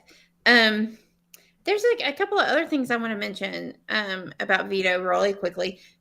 One, Jasmine did win the trip, and then she didn't even know where it was. She literally asked if London was in the States, if it was overseas. She didn't know where it was, and I'm like, okay. And then she talks about wanting to see the Eiffel Tower.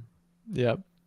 Yeah, which is in London. It's not in London. However, I will say it is a short train ride away. You can just hop on the train in London and just skip on over there for the day and come right back. It doesn't take very long, but it is not in London. Did y'all know that London Calling is a song, though, right? You guys know that. Sure. That was fun. Okay. Yeah. Well, weird. Anyway. I'm trying to find her what she said about Paris after the veto. She said, I don't know everything that's in London. Indy will help me plan it. I've never been out of the country. I know Paris is there, obviously. That was her quote. Just take the channel. Is that what it's called? The channel? And I will say again, does she can somebody get her a map, an atlas, something? Geography book? I understand that Indy is a flight attendant, but she doesn't think that Brazil is over by London, does she? Huh? Why would she? She said Indy will help me plan it. Oh, because she's been overseas. She's from, I don't know why. Indy's geographically inclined. Yeah, she was a flight attendant. I'm assuming but she I'm would just know. saying, like, she's not just saying that because she's like, oh, Brazil's over there too. Oh, I see what you're saying. Yeah. Oh, you're saying Jasmine thought that. We're still digging on Jasmine. I was like, why are you bringing Indy into all of this? I know. I was like, Indy is doing nothing wrong. Indy did nothing, Zach. You stop. Well, okay. See, that's not true either, but I'm going to pour hot soup on her face. Yeah. Anything else about Veto? Because we got to get to Pile 1. He didn't use the veto. Yeah. People were mad. No, shocking. How do you know that? It's a cliffhanger. Yeah. That they seem to like to do this year.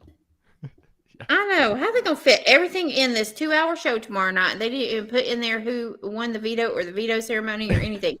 Well, I think they Who is in charge? I think they realized they have more time than they thought to do 2 hours tomorrow. So we get a lot of fluff beforehand. They're like, you know what? Let's just throw as much crap into that 2 hours as we can, so that it's real convoluted and nobody knows what's going on. Sounds good. I could already see it next week.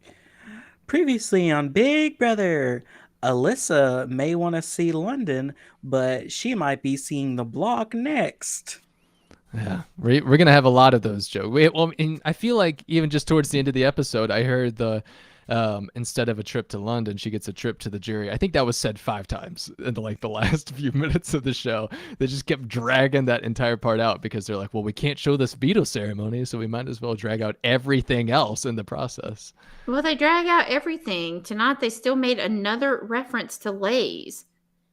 The chips fall where they may, and I'm like, let it go. They won't. As long Lay's as has acknowledged them now. That's the thing. Did you see that they had a wavy Lay's in the background, like a sour cream or something like that? No, I didn't see that. No, I did not. Wake up. Yeah, well, I was just giving myself a timer for Nick. I actually am going to override the wheel for this next part because I want to have Nick here for this. I want to go over what the wheel is already on, which is the leftover demise. Before he goes. So, because I feel like that's probably the most important thing to talk about, especially going into the twist tomorrow. So, yes. Roxy, are you okay with me overriding the wheel for this one time? I mean, I'm going to let it go. Okay. No, it's fine. Okay, the leftovers. They will be together as a 7 for another 22 hours or so, I would say.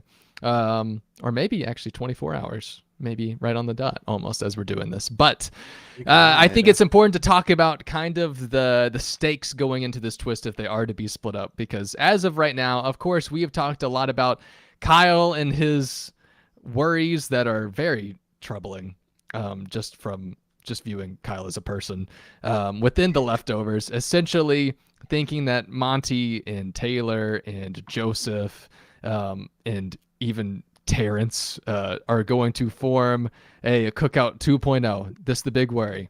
And this has been going on for a couple of weeks now.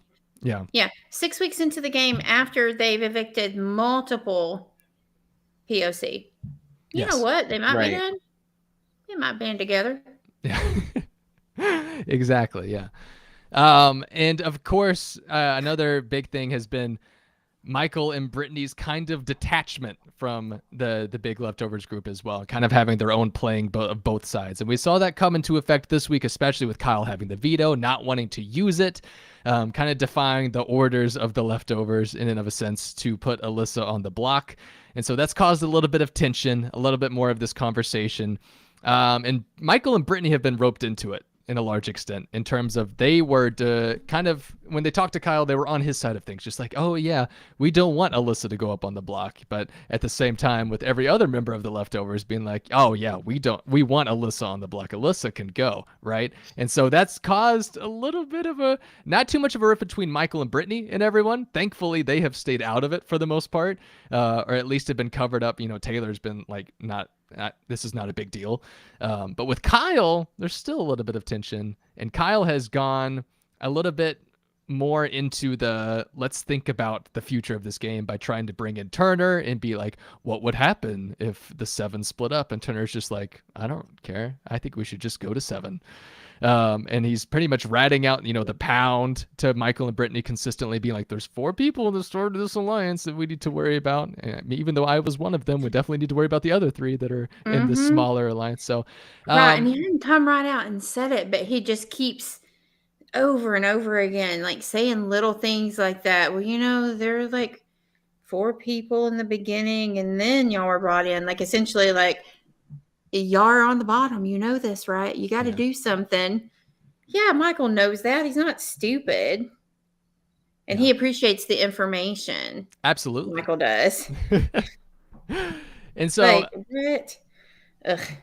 And so obviously we all got to be thinking about this going into tomorrow night, kind of how this is all going to be set up. And hopefully we'll have leftovers going after leftovers when these houses split up. I think at least in one group we should hope for this. I'm not saying both groups are going to only go after leftover people unless we have someone in the convenience store winning HOH. So let's just talk about the stakes going into tomorrow, just the thoughts on the leftovers splitting up. What are you hoping to see happen, I guess, as these leftovers inevitably have their own demise in a sort of sense? Nick, I want to talk to you about this since you have not that much time. That's fine. I personally want a house of just leftovers, or a group of just leftovers. I don't really care what the 5 combination is. I just feel like we need that to happen, and it could end up being a Kyle boot, a Michael boot, a Brittany boot. I don't really care. But I feel like we need that like initial, like, okay, we're not going to 7 anymore for it to officially be like game on. And not necessarily because I want to see people like Jasmine and Terrence like succeed in the game, but it's more so I'm just kind of bored with the leftovers just like winning an HOH and doing a 4D chess whole chart diagram and then not needing any of it. And it's just like, just put up Jasmine and Terrence. I can already see the dynamics that they're going to try to do, whatever. So I'm just like really hoping for a house of leftovers, and in another house, maybe someone like a Kyle or a Michael, someone that people might see, or even a Monty that people see as like an option for a big shot. So for example, I could see Michael honestly being in some pretty heated water if like he doesn't win an HOH, because Michael is the type of person that has won a crap ton of comps. And if he doesn't win something and you're in a house with only 5 people where you need only 2 votes to send him out, technically 1 if you're the HOH, and then it ties, and then you could just send Michael out yourself. Like, it's very easy to get Michael out.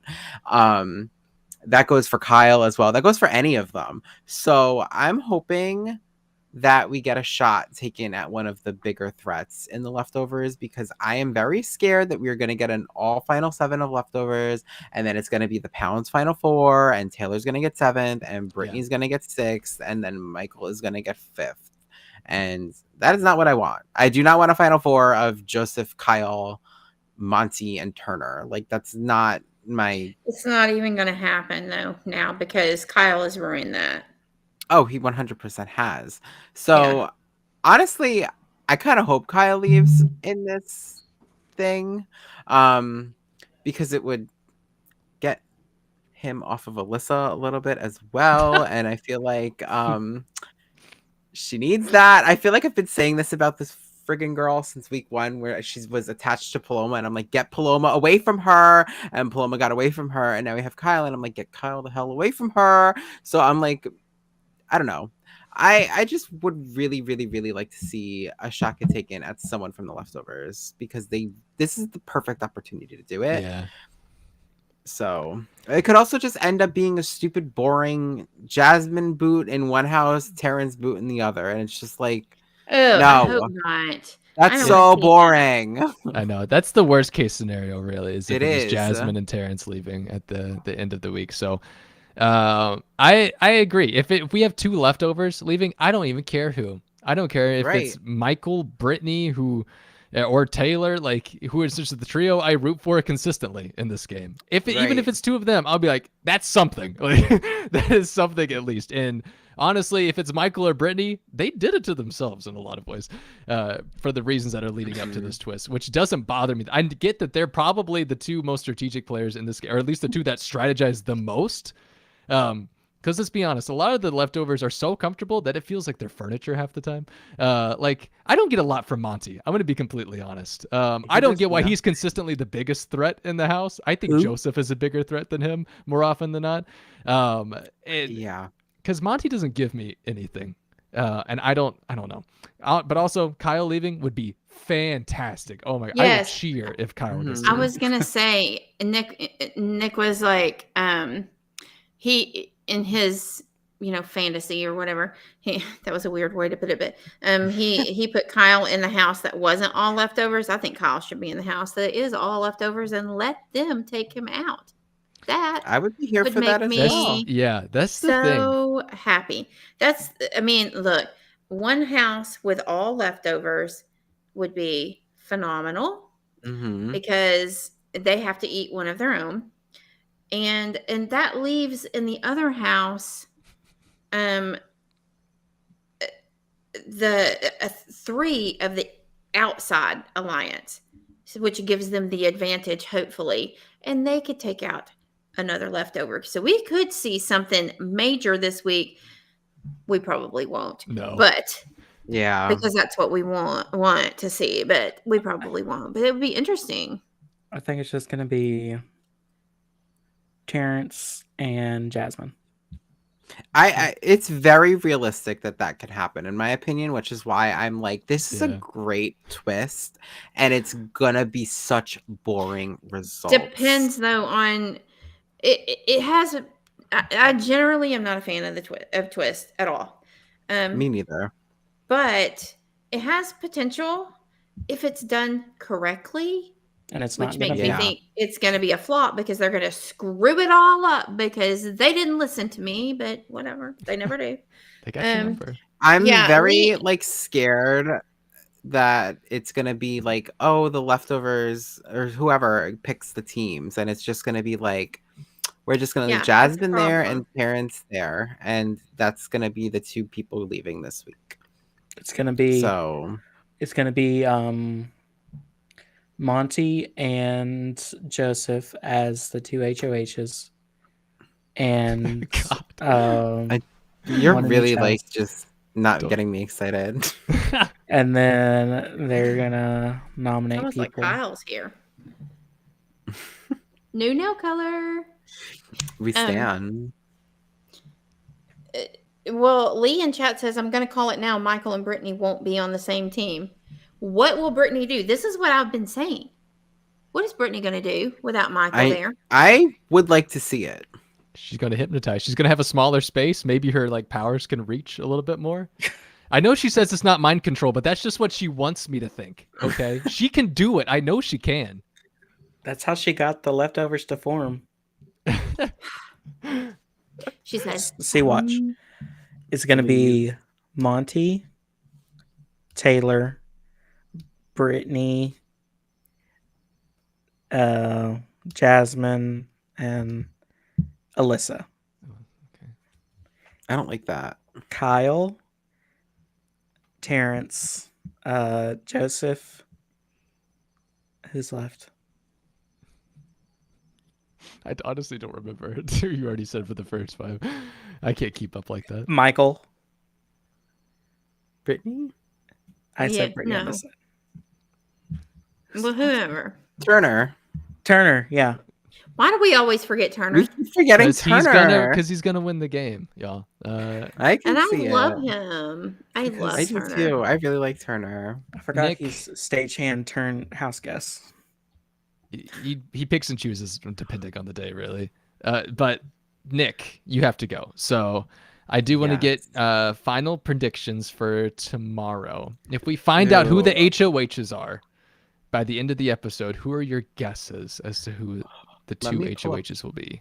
Let me pull up the cast really quickly. So we're assuming Indy is leaving, correct? Yes, as of now, she should be. Okay, so Indy out. It doesn't matter because Terrence is. Neither of them are going to win HOH. Let's put it that way. Ooh, I'm gonna say we get a Joseph HOH because I feel like we're kind of due for one. And so I don't want this, but I can kind of see Kyle winning an HOH just because I feel like we're also due for one because he hasn't won an HOH yet. Oh, he's winning it so he can get that HOH bid for a full 10 That's what I'm seconds. saying, girl. He's got like sex driving his force to win now. That's what he was holding onto the wall for. Yeah. He's kind of unstoppable at the moment. He won the veto. I mean, come on. That was before. I think it would just be beautiful if he did win well, no, not if he won HOH, but if he won HOH and Alyssa was not also in the same group. That would be really Oh my funny. gosh, that would be phenomenal. And then she'd have to be like, Kyle, psst, psst, it's only 10 seconds. Just sneak over here. I'm going to pull We don't the even have to curtain back. talk. 10 seconds. Okay, but also the scenario where Kyle doesn't win HOH at all would be fun for me. So I completely agree. I don't want Kyle to win by all means. The only reason why I'd want Kyle to win is if it keeps Alyssa safe. Yeah. But I don't want Kyle to be safe. So it's like at what cost? Exactly. Yeah, no, Kyle can go, honey. I'm over him. All right. Well, that's a good final point to make, I think. So, I agree. Nick, You thanks for know, being. over him is far better than being under him, I'm told. But okay.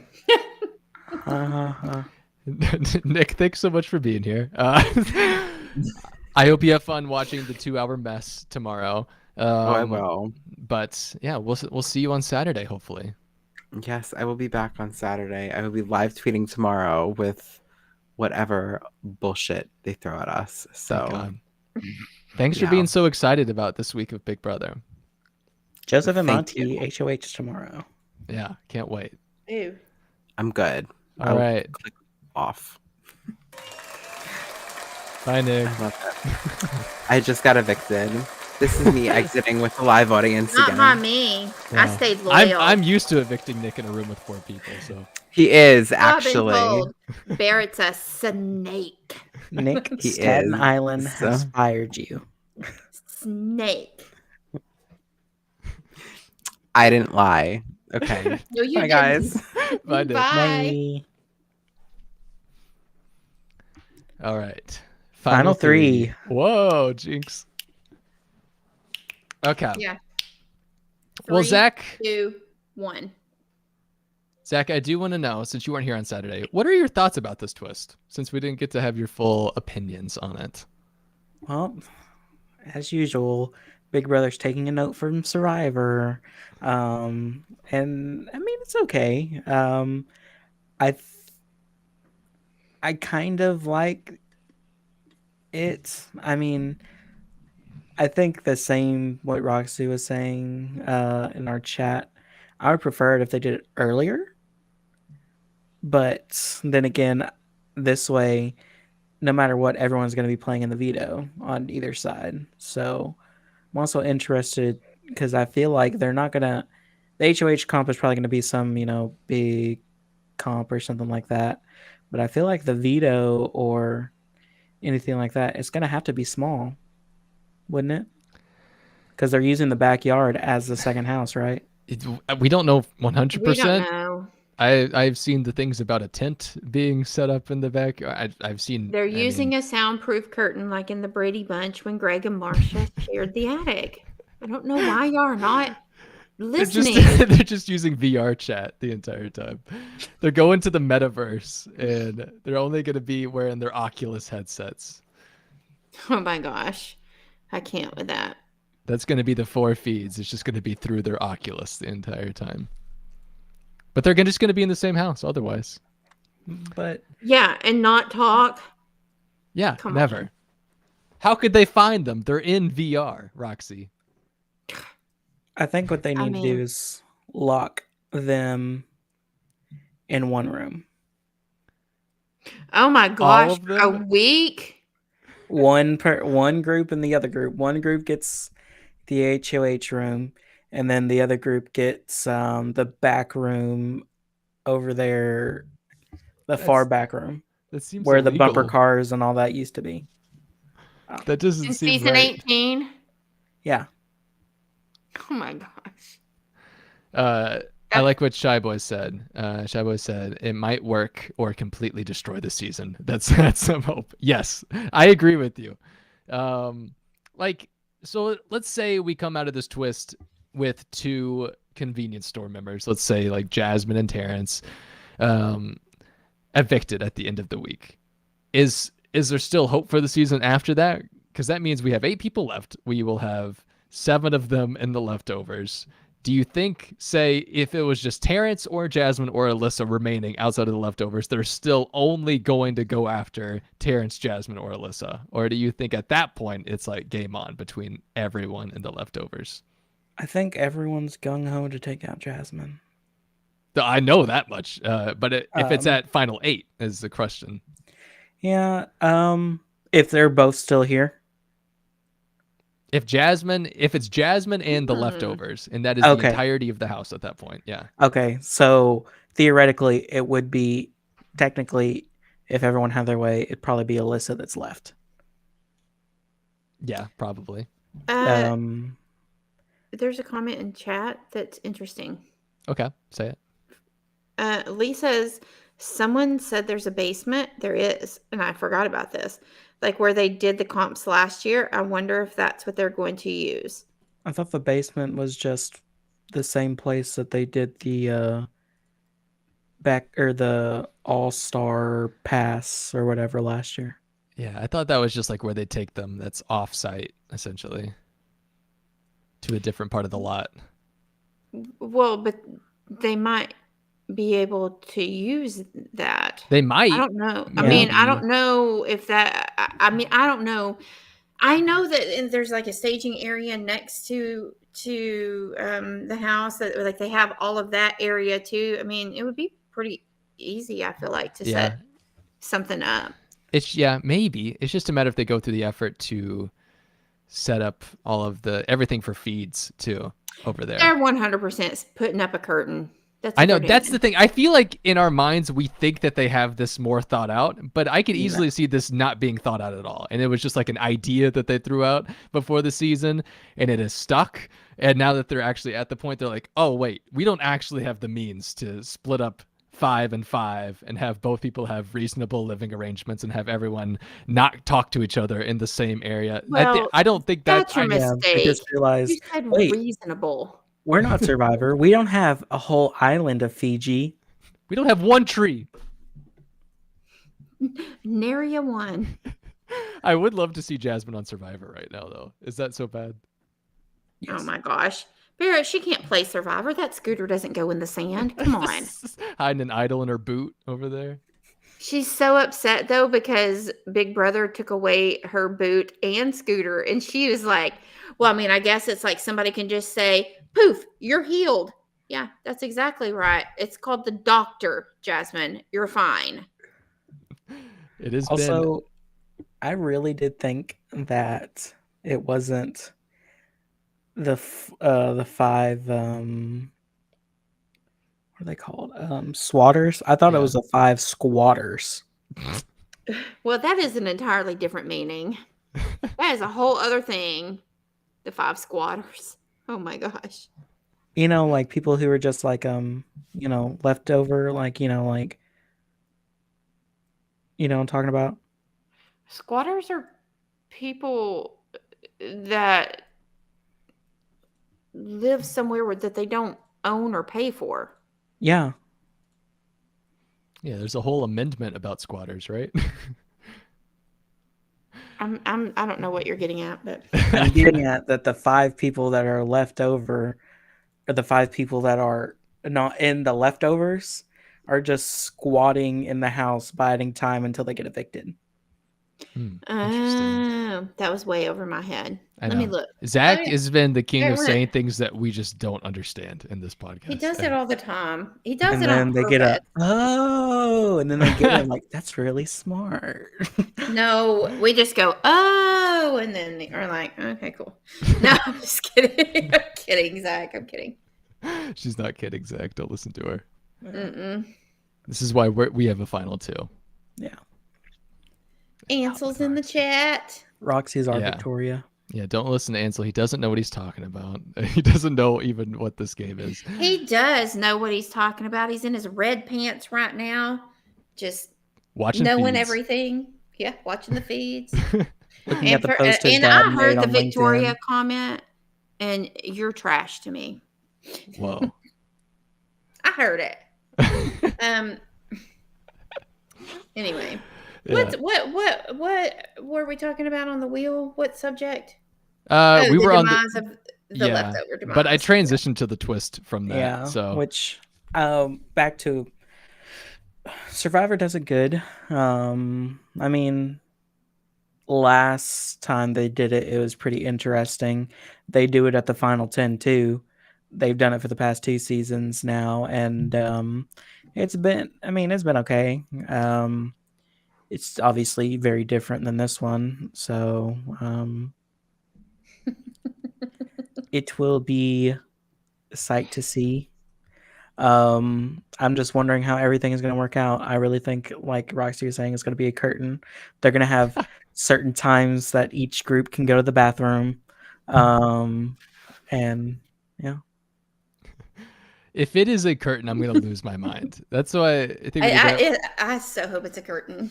That's why I think we need to have a watch party tomorrow for when the feeds come back on and we finally get to see what in the world. If the feeds do come back on, I don't even know when they're going to come back on tomorrow. Are y'all going to go to Conway with me? We're gonna meet me in Conway? We can go to Walmart and get our watermelon and half muffins. Watermelons, chocolate milk, and half muffins. And balloons. And balloons. No, we're going to Conway. We're going over to Ansel's house.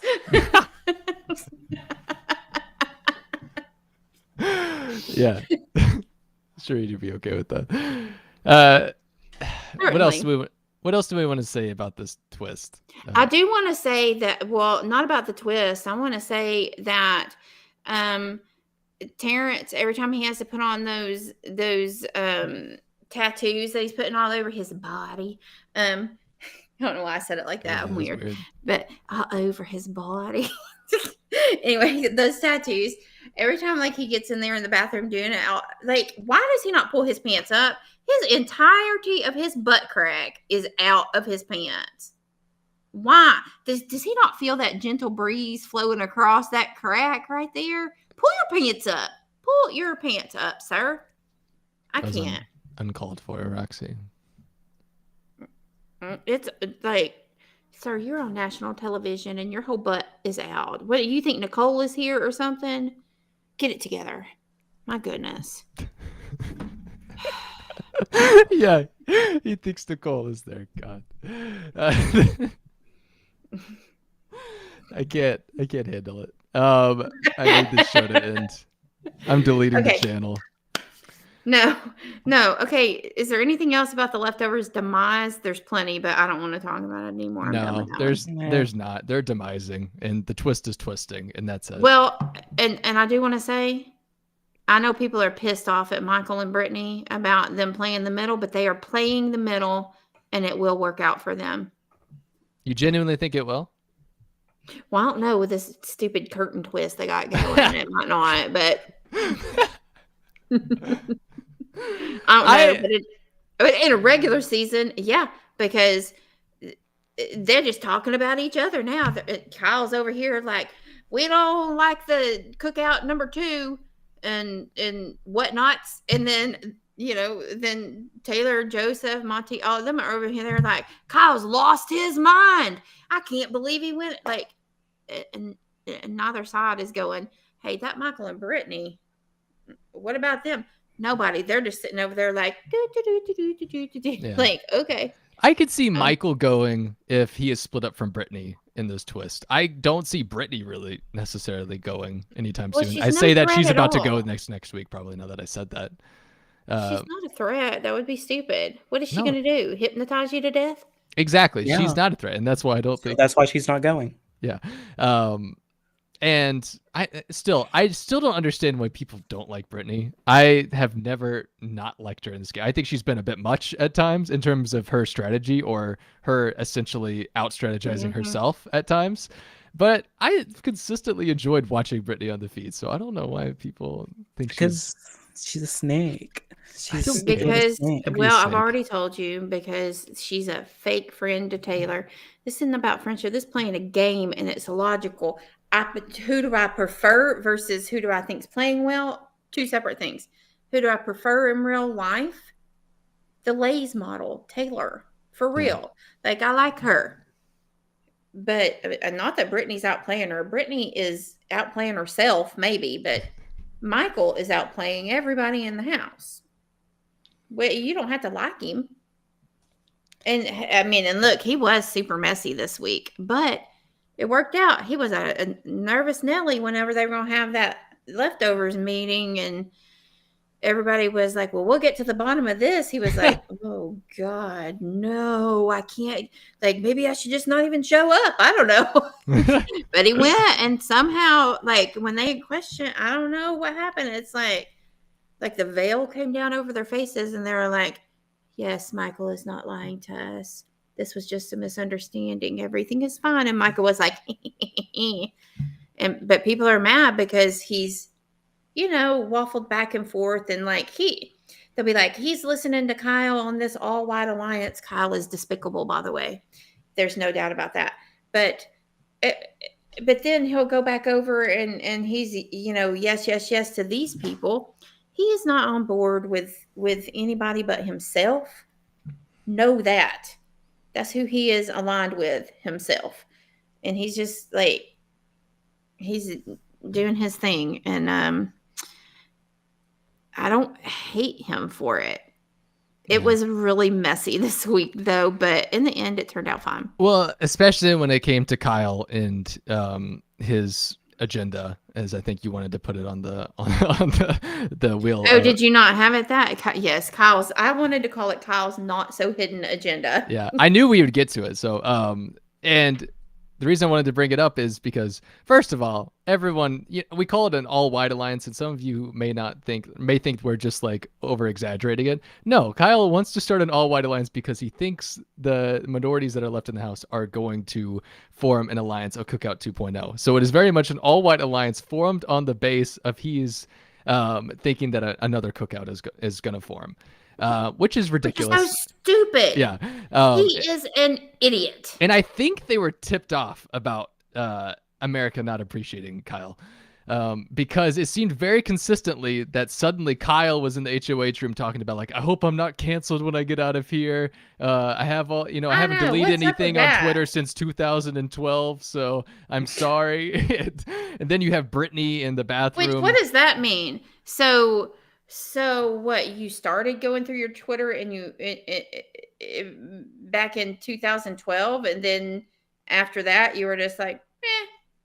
Or you've never deleted anything, and you think probably the last time you said anything inappropriate was 2012.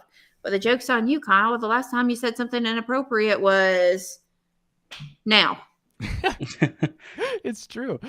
And then we saw Michael and Brittany having a conversation about Kyle's ideas in the bedroom. And then it seemed like not that long afterwards, we saw Brittany talking to Kyle, being like, "This, you can't say this." Like, it does not look good if doing all this. It's not a great idea for us to solely make this alliance because of this idea, and you shouldn't do it. And so it seemed like it all happened in such quick succession. I was like, oh, I think they definitely were tipped off about all of this, which seems to be a consistent thing this year, people being tipped off about these things. So make your own opinions on if you like it when that happens or not. No, I don't, but it is what it is. Shy Boy says, I do think that hurt their relationship with Taylor, though, their game relationship a little bit in the house, like what Michael and Brittany's middle of the road. I mean, maybe a little bit, but I don't think it's irreparable damage. And as of today, Michael is it's natural to want to talk about all of the different scenarios and run through them with the person that you're closest to, which happens to be Brittany for him, and who they want in their third. And, you need to talk about, well, who do you think you can beat? Who do you think you can't beat? And how can we get them to pit against each other and leave us sitting pretty right here? These are normal game strategic moves that need to be made. People don't like it because it goes against somebody who they love. And trust me, I get getting emotional about players in the game, because I remember when Zach Rance went home, I was never watching this game again, ever. And then I watched it the next episode, but whatever. And it just is what it is. But as of today, Michael is back. He's talked himself all the way back around to, I really want to go to Final 3 with Taylor, which on one hand, smart for him in a way, but maybe it's not. I don't actually think it's that smart for him. I just like it because it's Taylor. See, there I was being biased. But at the same time, another bias is, oh, so you think you can beat Taylor and you don't even really like her? Like, I get mad about it, and then I go, okay, back up. Let's think about all of this logically and only look at the gameplay. And when I do that and I take out all the emotional and who I like and who's pissed me off and who said something stupid that I hate, and I look at just strategy or lack of strategy for many of them, it looks a little bit different then. But that's why I don't look at Twitter, because y'all people in Twitter, y'all get me riled up about things. Yeah, it happens pretty quickly too. Yeah, in any case, I think Michael and Brittany are still the closest allies for Taylor. Joseph to some extent, but even Joseph, I question how much he wants to be with Taylor in the long game. Because it's just, I feel like most of the time he's going to be stuck to the pound, but he likes Taylor so much that like maybe if he has the chance, he'll stick with Taylor. And we've seen like this Final Four try to be formed between Joseph, Taylor, Michael, and Brittany, or at least Taylor has tried to push that idea. If that happened, Michael and Brittany are on board with that. Yeah, sometimes. As long as Joseph doesn't try to nominate himself, yeah, they're fine with it. Yeah, I mean, I do think that may be what is settled on, is that between the four of them. I think they may all come to that, like, okay, this is it, and that may be what we see. But who knows? This game changes hour by hour sometimes, and it's just like, what the heck is happening? I think they're gonna have to, 1, get through this next week. 2, they're gonna have to get rid of Kyle. I think that's the only way that 4 could ever get together. I mean, look, I don't even care if it's good for their game or not. Let's all just get rid of Kyle. It's just Joseph's attachment to Monty just seems too strong. I have a hard time believing that Joseph would willingly get rid of Monty right now, and not down the line as opposed to it. But yeah, I don't even know what we're talking about anymore. Well, so look on the wheel and see what else is there. We've talked about Kyle's not so hidden agenda. Yes. We have best and worst gameplay, and then we have case of the missing stash. Oh my gosh, that'll be super fast because it wasn't as big as a deal as I wanted it to be. Yeah. I feel like we've talked a lot about the best and worst gameplay this week. Yeah. Well, the missing stash it doesn't have anything to do with the mustache. It's Jasmine and the girls left of whatever's left of them. It's Jasmine and Indy and Alyssa, basically, but mostly Jasmine. They hid snacks, mainly granola bars. Whoa, around the house. Props. Yeah, around in various places. There were some barbecue chips and whatnot. And they wonder why they have ants. I know, right? It's Jasmine's fault. Everything's Jasmine's fault and Kyle's fault.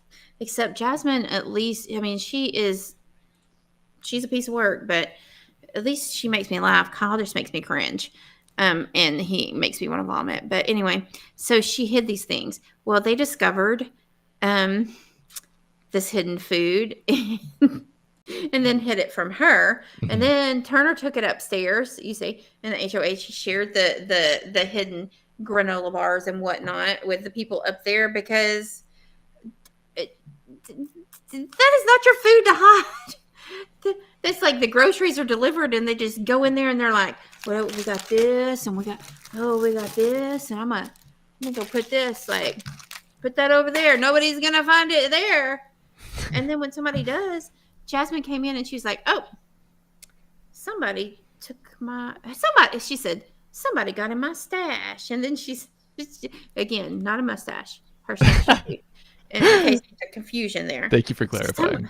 Somebody got in my stash. And I thought, my gosh, Detective McSugarPickles is back. But she didn't do a very good job. She didn't do a good job the first time either, but it was less than the performance I saw last time. I really wanted it to be more, but she did look for it. And then she thought, well, somebody must have eaten it on accident. All of it at once on accident. Yes. You've nailed it. And went out of their way to find it. Yeah. She is too much. Yeah. Somebody in chat Joseph. Hi, Joseph. Says Jasmine is a diva for real. Oh, Jasmine. Go ahead. I wasn't able to say this on Saturday. So after the competition, did y'all go on the feeds whenever they came up? Mm-hmm. I just find this funny. So, Michael's over here and looking at the dishes and there are ants in the sink. And the ants got all over the dishes. And Jasmine is just over here like, what are you doing?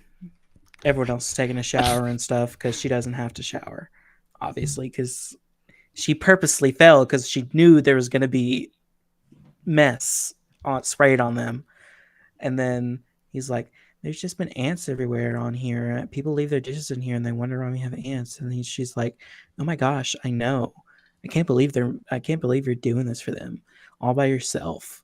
And then he's like, I know, but if I don't do it, no one else will. And she's like, that's so rude of them. I can't believe they're not washing their dishes and not offering you any help. And he's like, yeah. She hadn't washed one dish all summer.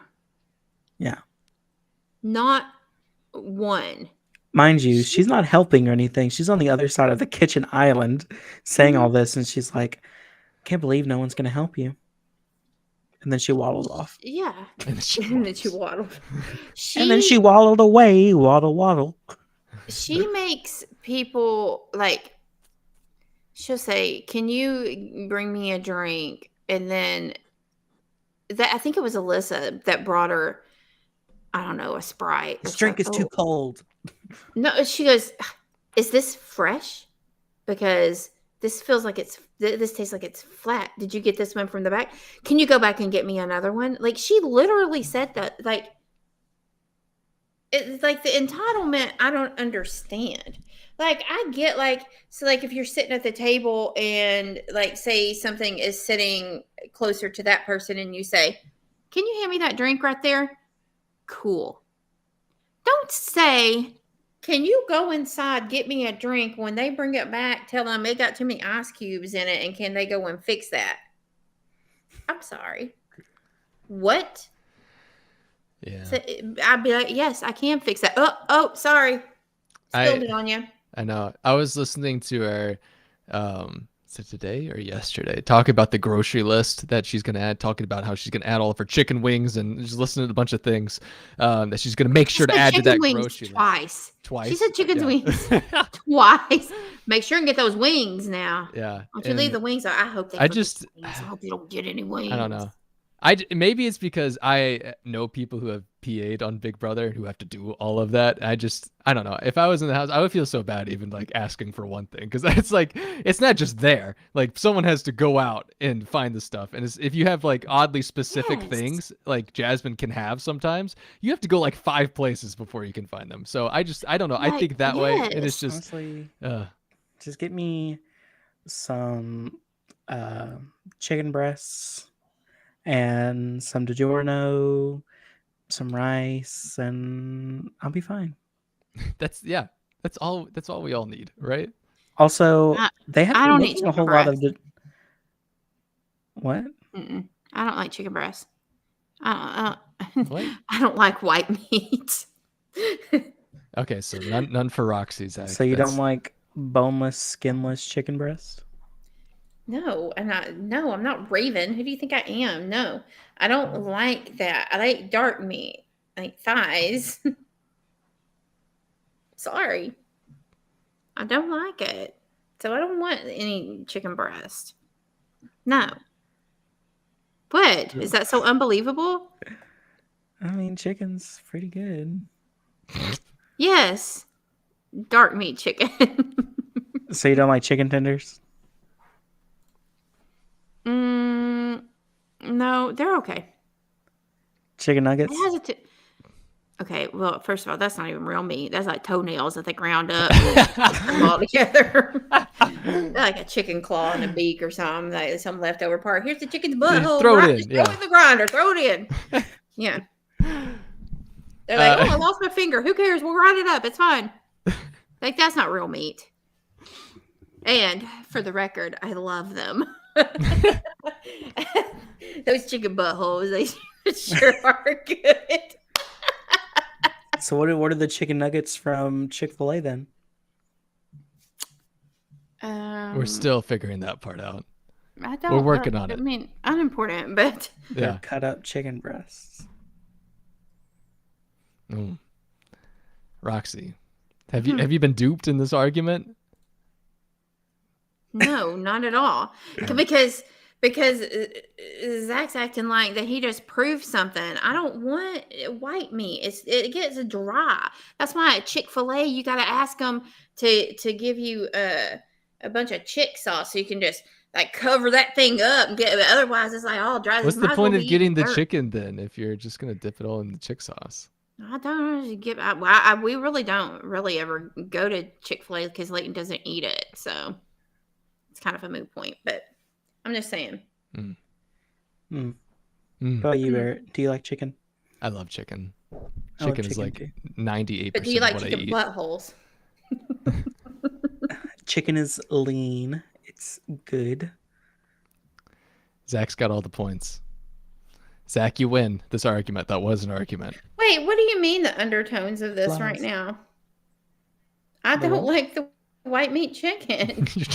You're trying to start an all white don't meat alliance understand. is really what's happening here.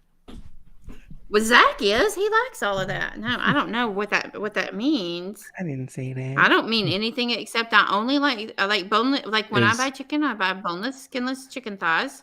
Yeah. And I do make chicken nuggets at home using boneless, skinless chicken thighs, actually.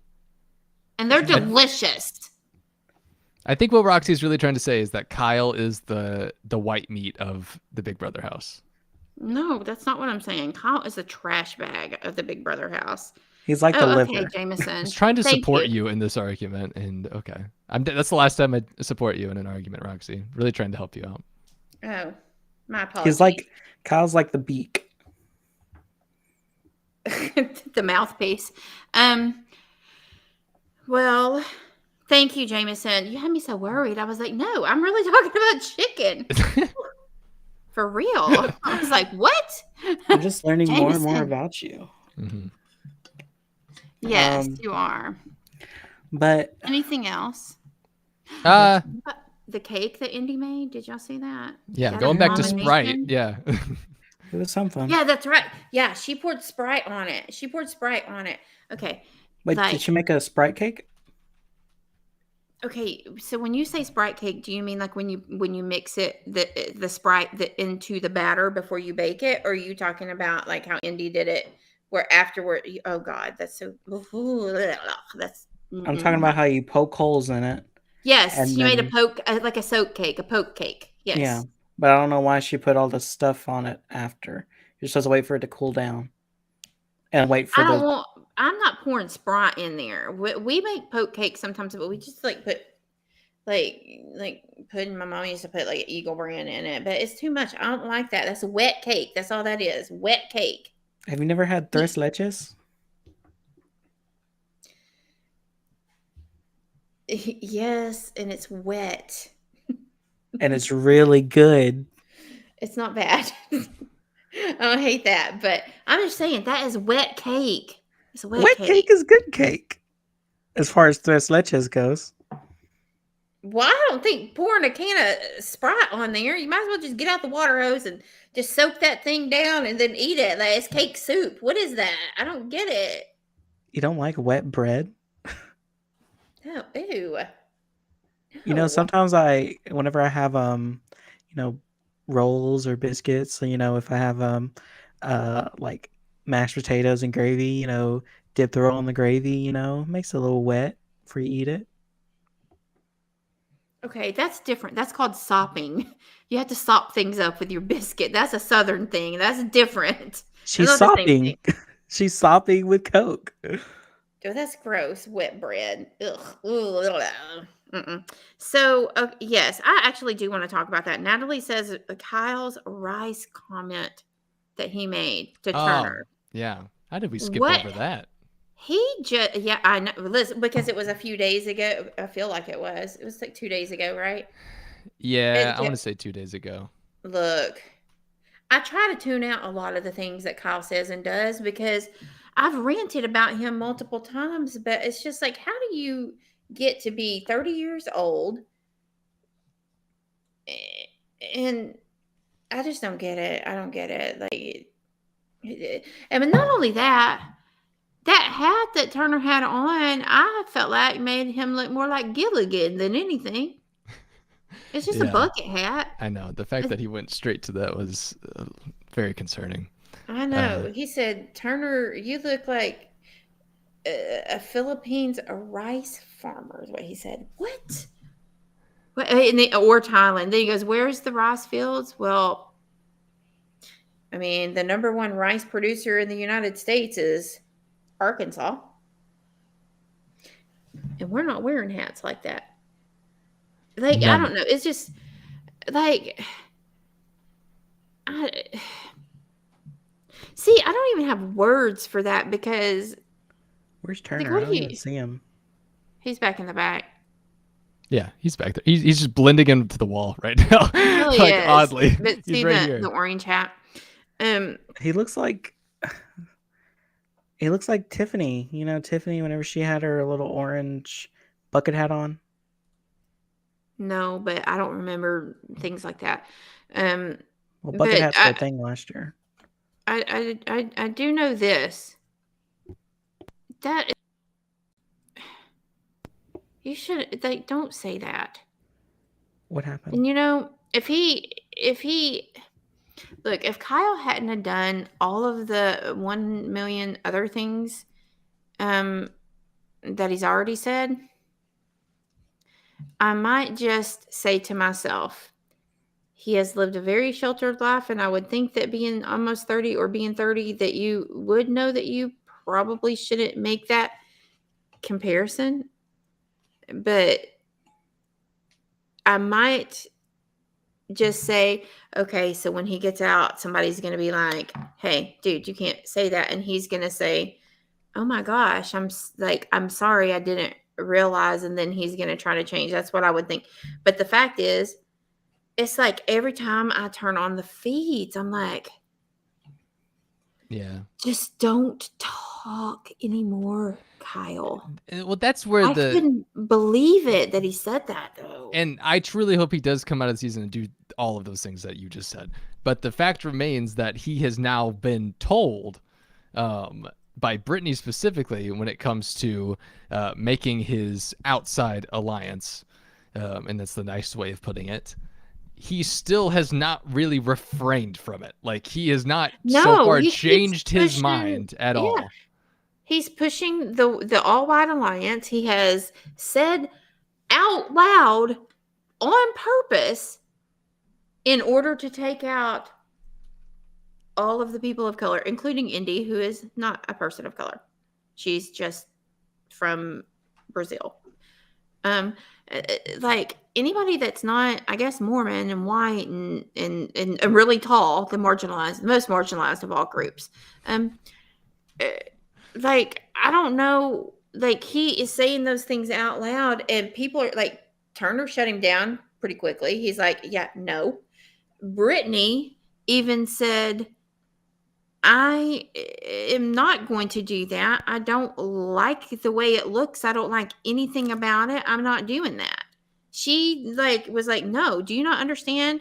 And then Kyle's like, well, I hope I don't get canceled, but I'm still going to do it. And I'm still going to ask you again and again and again and again. And Michael, like, to us is like, dude, I don't like, he didn't say dude. Michael would never say dude, but he was like, can you imagine if Michael said dude? Yes. I would die laughing. He's like, I don't like any of the things that are coming out of Kyle's mouth. And he was like, and I've really got to talk to Brittany. And then he and Brittany did talk. And he's like, Brittany, can you believe this? And Brittany's like, oh my gosh, I can't believe that he said that. And that was, horrible. And I don't want to do that. And Michael's like, thank God, because I don't want to either. Like, this is like, no, I don't want to get on board with that. But we're still going to tell him that we are, right? Because we're going to pit them against the other side, right? And they're like, yes, of course. But which I don't love, because then I feel like that you're using biases intentionally in order to perpetuate your game, and that is upsetting to me. That I'm not okay with. That I will say that I'm not okay with that. But where Kyle is concerned, I'm just like, what the hell is wrong with you? Like, literally, what is wrong with you? Yeah. What is wrong with you? And the thing is, I think with Michael and Brittany, I honestly think they would evict Kyle before ever going along with that plan. I can't honestly see them being like, well, if he's going to protect us, at a certain point, especially now that now hearing them openly discuss all of this, I think they would gladly be like, you know what? Kyle's just got to go at this point. They'll clip him as soon as that opportunity arises. Yeah. 100%. And I would love for it to be this week.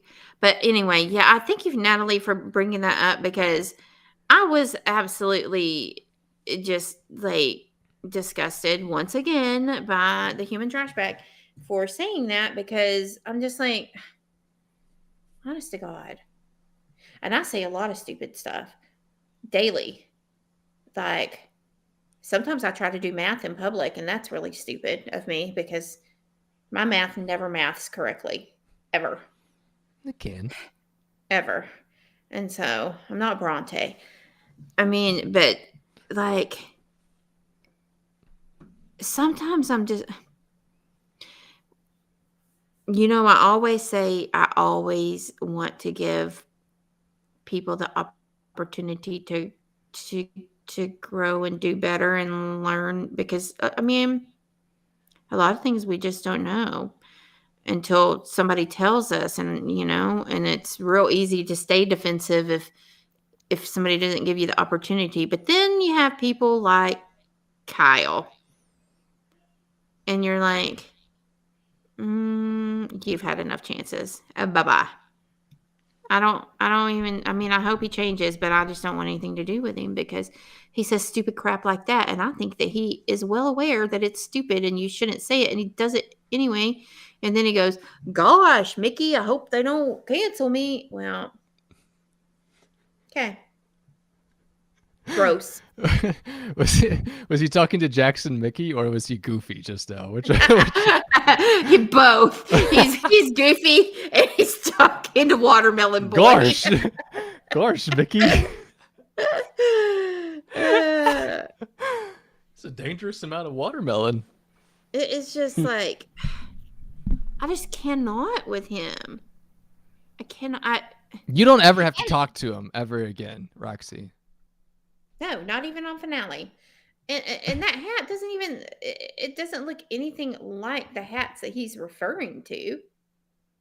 It is a freaking bucket hat. You've never seen one of those? What, they don't make those in Utah? It's not a Utah hat. Sorry. Whatever. Yeah, that was gross. What else happened? Anything else this week? Sprite cake was gross. Right now, I want for everybody to go around and tell me 3 things about me that you love. Tell me. I love your ability to pull out props. Okay, no, let me critique that. I'm just kidding. I love that you have an ability to talk about things for just long enough for me to be able to find clips about the things that you're talking about. And then you can play them over me. Yes. So then I also removed you from the stream for like half a second earlier. I don't know if you noticed that. It was, I know Zach noticed it because he asked what just happened, but I was clicking on my screen share and accidentally clicked on your box that took you off the stream. So I apologize for that. You have the nerve. And you have the quickest wit out of anyone on the podcast, Roxy. That's 3 things. I will take that last one. Pride myself on that. Mm-hmm. I was just joking, though. You didn't really have to. I was just making fun of Jasmine. Mm. Well, now you're going to get 3 things from Zach, who I know is really excited. I love how we can make the most boring week still end up being over 2 hours of a podcast. Not 2 hours of an exciting podcast. Don't get that messed up. But 2 hours of an almost fun podcast. I love how we almost get to almost 11 o'clock from a boring week of feeds. And I love when you go on tangents over a couple that I do not like whatsoever. Well, technically, those first 2 were basically the same, thing. So I'm gonna need one more. And also not about Roxy at all. Just about everything in general. Okay. Yes, Jameson posted sneak peeks on the Facebook group of the compilation stuff that he's working on. Whoa. Yes, so you guys need to go over there and look at them because the things that he is finding, first of all, embarrassing, and second of all, absolutely hilarious. And also everybody in chat that also played along with that game where I was making fun of Jasmine. You all said such really nice things about me, and I do appreciate that. And now I feel almost weird, like I fished for compliments, which I did technically, but I didn't actually mean it. But then you guys showed up and said such really nice things, and I'm like the Grinch, and my heart is just growing so big, which maybe I should see a doctor about. I don't know. Oh my gosh. Yeah, you get another bracelet for it. She's also humble, everyone. 4th thing. Yes. Okay. Well, I think we should probably wrap this up, right? That's a good note to end on. Yeah, but your mom wants us to say nice things about you, Barrett. That's why we should end it. Find islands in the stream for us to wrap this up. I could say so many nice things about Barrett. I love whenever I join the podcast, Barrett wasn't a part of it. Yeah. I joined after Zach. It's crazy how that worked out. Now I'm hosting the whole thing. Time, you know. Yeah, everyone. Thanks for being here. We also really love Barrett as well. I'll take that. That's good enough for me. Thanks, Lee. Thanks for everyone who was in the chat tonight. Thanks for saying all the nice things about Roxy, and thanks for bringing up things for us to talk about when we forget about things to talk about during a boring week. We will be back on Saturday to talk about, who knows at this point what we're going to be talking about on Saturday. Everything with this twist. Who's in power? Who's nominated? So many things. 2 different houses to talk about. It'll be interesting to see how we kind of split all up that conversation. That wasn't a sentence, but you know what I meant. In the meantime, you can join our Facebook group if you want to talk Big Brother 24/7 with us. You can follow all of us on Twitter. I'm at Spicy Barrett. Zach's at the Zach Perez. Roxy's at Roxy_Hotman. And Nick is at the Nick City. All of those links are also in the description as well. Subscribe to the channel. Like this video. Yeah, I don't know. People are saying we need a pod tomorrow. Let Roxy pod from the car. Yes, it's tempting. thank It's you. a special night tomorrow, so it's almost tempting to do something for it, but we'll see. Yes. TBD on all of that. But yeah, people who are here live, people here not live, people here audio only. I appreciate you all. Thanks for being here. Roxy, Zach, thank you for being here. Thank you. Zach, Crossy, take us away. What do I say? Oh, perception is reality. Our reality. That's our thing now, unfortunately.